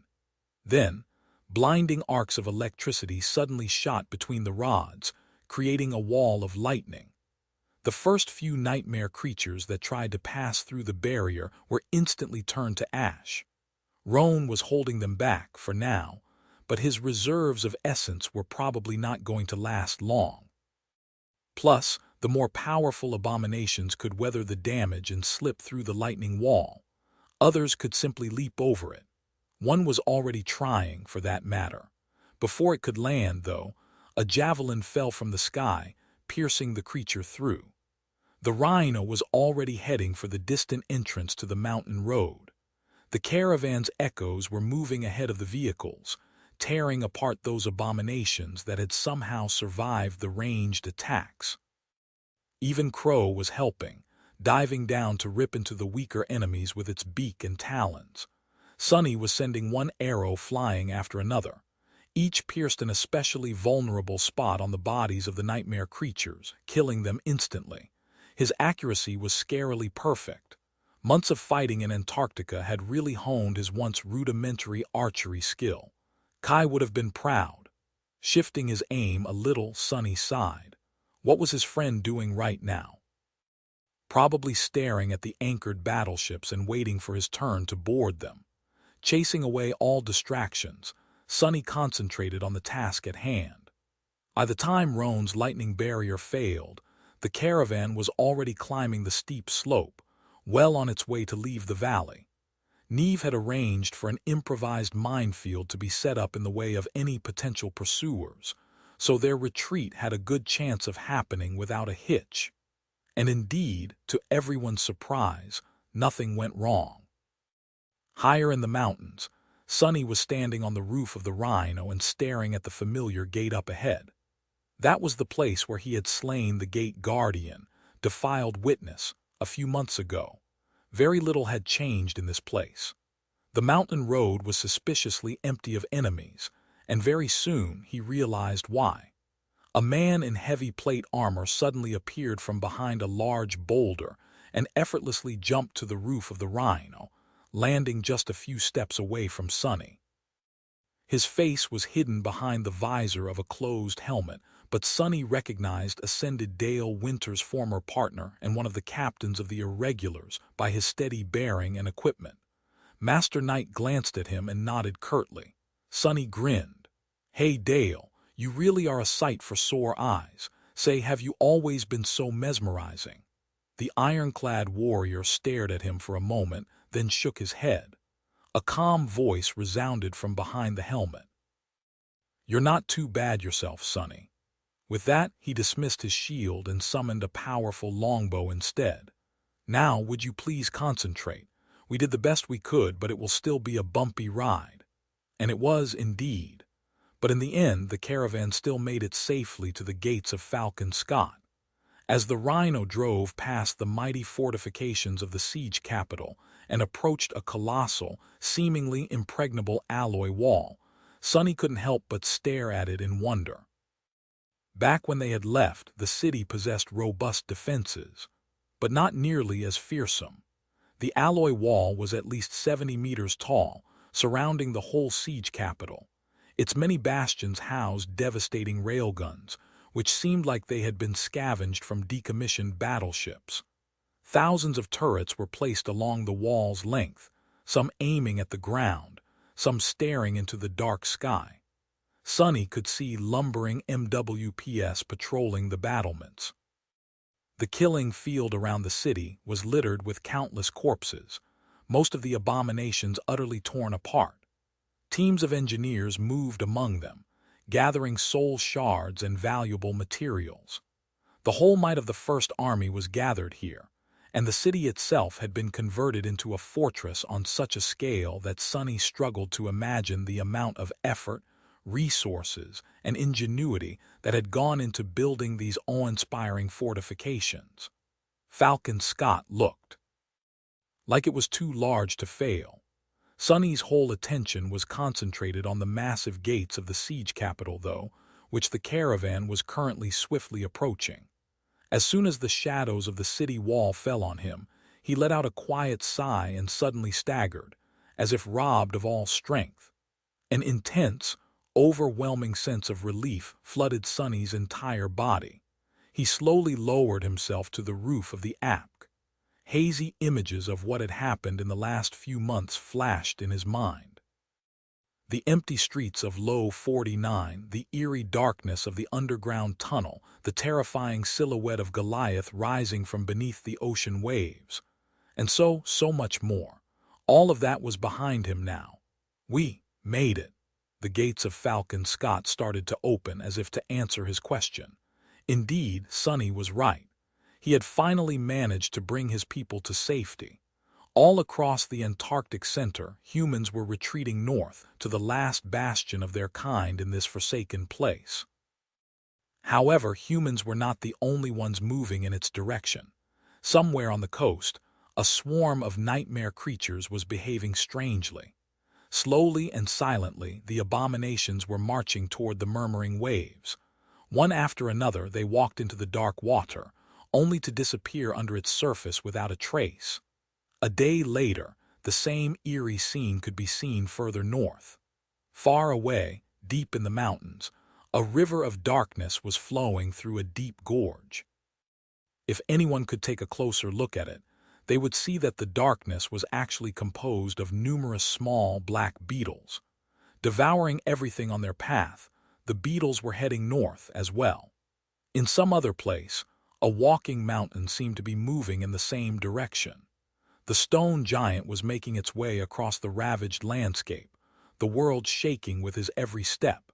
His single eye stared blindly into the distance, as if capable of piercing thousands of kilometers to gaze at something hidden. When the moon appeared in the night sky, the giant's eye closed. There was also a blizzard raging somewhere far away. In its center, surrounded by a circle of absolute peace, a grotesque creature was hovering above the snow. Soon, the winds picked up, blowing furiously in a single direction. North, north, north. And on a slope of a jagged mountain, a powerful abomination was preparing to feast on the remains of an adversary it had killed. Before it could, however, the shadows around it suddenly came to life, and a dark silhouette emerged from them. The creature was tall and human-like, with jet-black bone plates covering its lithe and powerful body.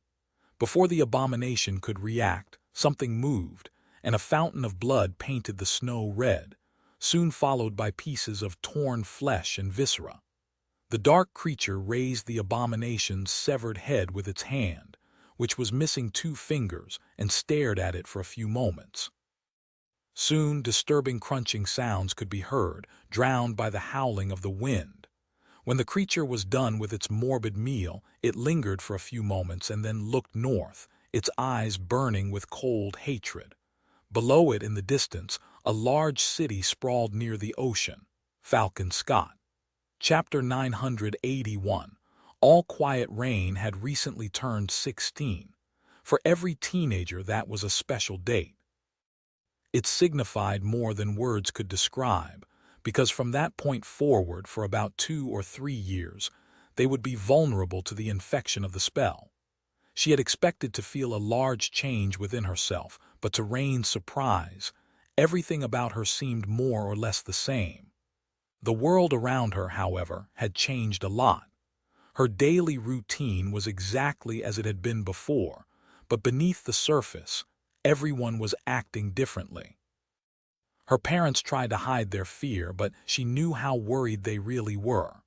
Her classmates were putting on a brave face, but none of them could act nearly as well as they thought they could. Even the teachers seemed much more subdued.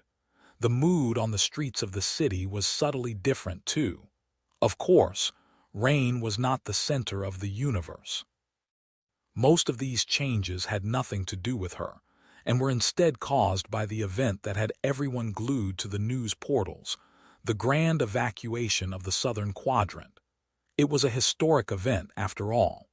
Granted, none of it had truly affected NQSC. The refugees were yet to arrive, and the danger they were running from was so far away that it did not feel real. It was just that everyone seemed to have an opinion about what was happening, and there were military vehicles on the roads sometimes. There were numerous recruitment posters all around the city, too, encouraging people to enlist in the Second Evacuation Army. The first one was already achieving victory after victory in Antarctica, pushing back the abominable nightmare creatures each day. Anyone who wanted to win glory and help the victorious heroes defend humanity was invited to join the war effort, or at least that was what the news told them. Most people just took the propaganda at face value, believing that the Antarctica campaign was going well, but Rain had a slight advantage over them when it came to such things. Her father worked for the government, after all, and although he rarely talked about his job at home, she had learned a few things over the years. These days her dad looked very stressed. He looked more stressed with each passing day, and Sunny was gone. Rain had grown accustomed to her eccentric neighbor coming and going as he pleased, sometimes disappearing for long stretches of time. At least she knew where he was on this occasion. If anything, the idea of Sunny ordering soldiers around was more comical than frightening. Those poor people. She knew, of course, that her impish teacher was an actual master. Despite Sunny's ridiculous attitude and strange antics, he was an ascendant of considerable power. Not just anyone could have been a member of Changing Stars cohort, but still, Lady Nephai's Effie Knight. All of them were exalted warriors, but Sunny was a scout. Even if he was a splendid swordsman and a cunning tactician, his aspect was not suited for battle, let alone the kind of battles that must be happening in Antarctica. What the hell was that fool doing in the middle of a war? And why the hell was he not answering her messages? Damn it, Sunny. One sitting in class and finding herself unable to concentrate on the lesson. It was just a perfunctory summer course anyway, and everyone was sleepy after an intense combat drill. Rain was staring at the screen of her communicator with dark intensity. Things had been fine at first, but then everything went wrong. When Sunny stopped answering, she had not been too worried. For a couple of weeks. It had been 2 months now, though, and there was still no sign of him. At some point, Rain had grown concerned and, not knowing what else to do, contacted Aiko. But Aiko simply told her to relax, and that Sunny was definitely doing great somewhere out there. The petite young woman seemed to have a lot of confidence in Sunny's abilities, it seemed. And yet, Rain was ill at ease. It was funny. Right now she should have been worried sick about being chosen by the spell, but Sunny's strange silence bothered her much more. And so, Rain was staring at the screen of her communicator in the middle of a class. Her message log would have been embarrassing if things weren't so scary. Hey, did you get my last message? Rain to Sunny, hello, stop ignoring me. Why aren't you answering? Sunny, if you're too busy, just say so and I'll find something more interesting to do. What, not even an okay? Come on. Seriously though, are you all right? Did something happen? If I find out that you just forgot to read my messages, you are a dead man. You are not really dead, are you? Haha, just joking. What the hell, you did not even congratulate me on my birthday. Sunny, are you okay? Answer me, damn it. Sunny, answer me. I might be a little worried, so please send me a message when you have free time. Please answer me. Rain gritted her teeth and put the communicator away. She tried listening to the lecture, although it was hard to hear anything with how much her classmates were whispering around her, gossiping about this and that. The class, the gossip, it all seemed so inconsequential. The whole classroom seemed surreal, actually. It was too peaceful, too warm, and too normal. Somewhere out there, millions of people were being displaced or dying. The loss of one of the 4 quadrants could have long-term and catastrophic consequences for all of humanity. The same thing that was transpiring in Antarctica could just as easily happen to other continents soon. And yet people were behaving as if nothing out of the ordinary was going on. They just went about their lives, acting unconcerned. Did they not understand what was happening? Did they not know that soldiers were dying on the front line every day? That awakened were dying too. Fools, damned fools. At that moment, one of her classmates turned around, leaned forward, and whispered, "Hey, Rain.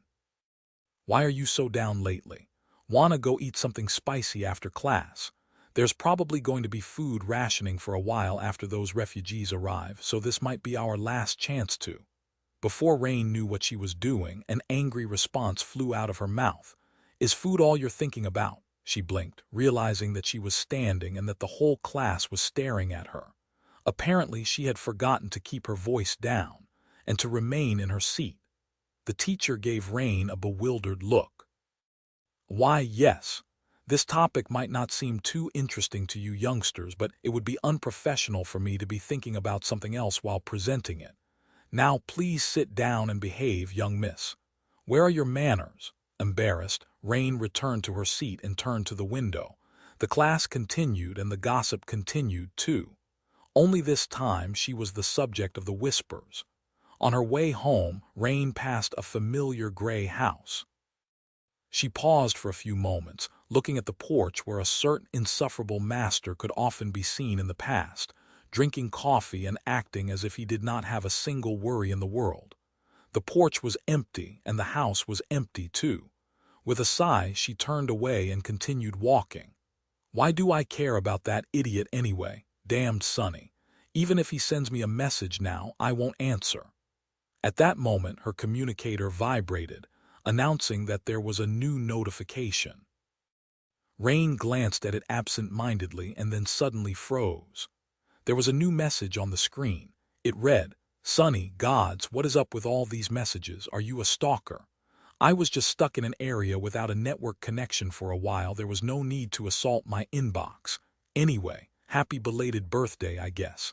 How are you doing? Data transfers are limited where I am now, so I'll be short. I'm fine. Oh, and I received another medal. Pretty cool, right?" Rain stared at the screen for a few moments, then took a shaky breath and started typing furiously. Urdial notes. Rain is quite the cutie, isn't she?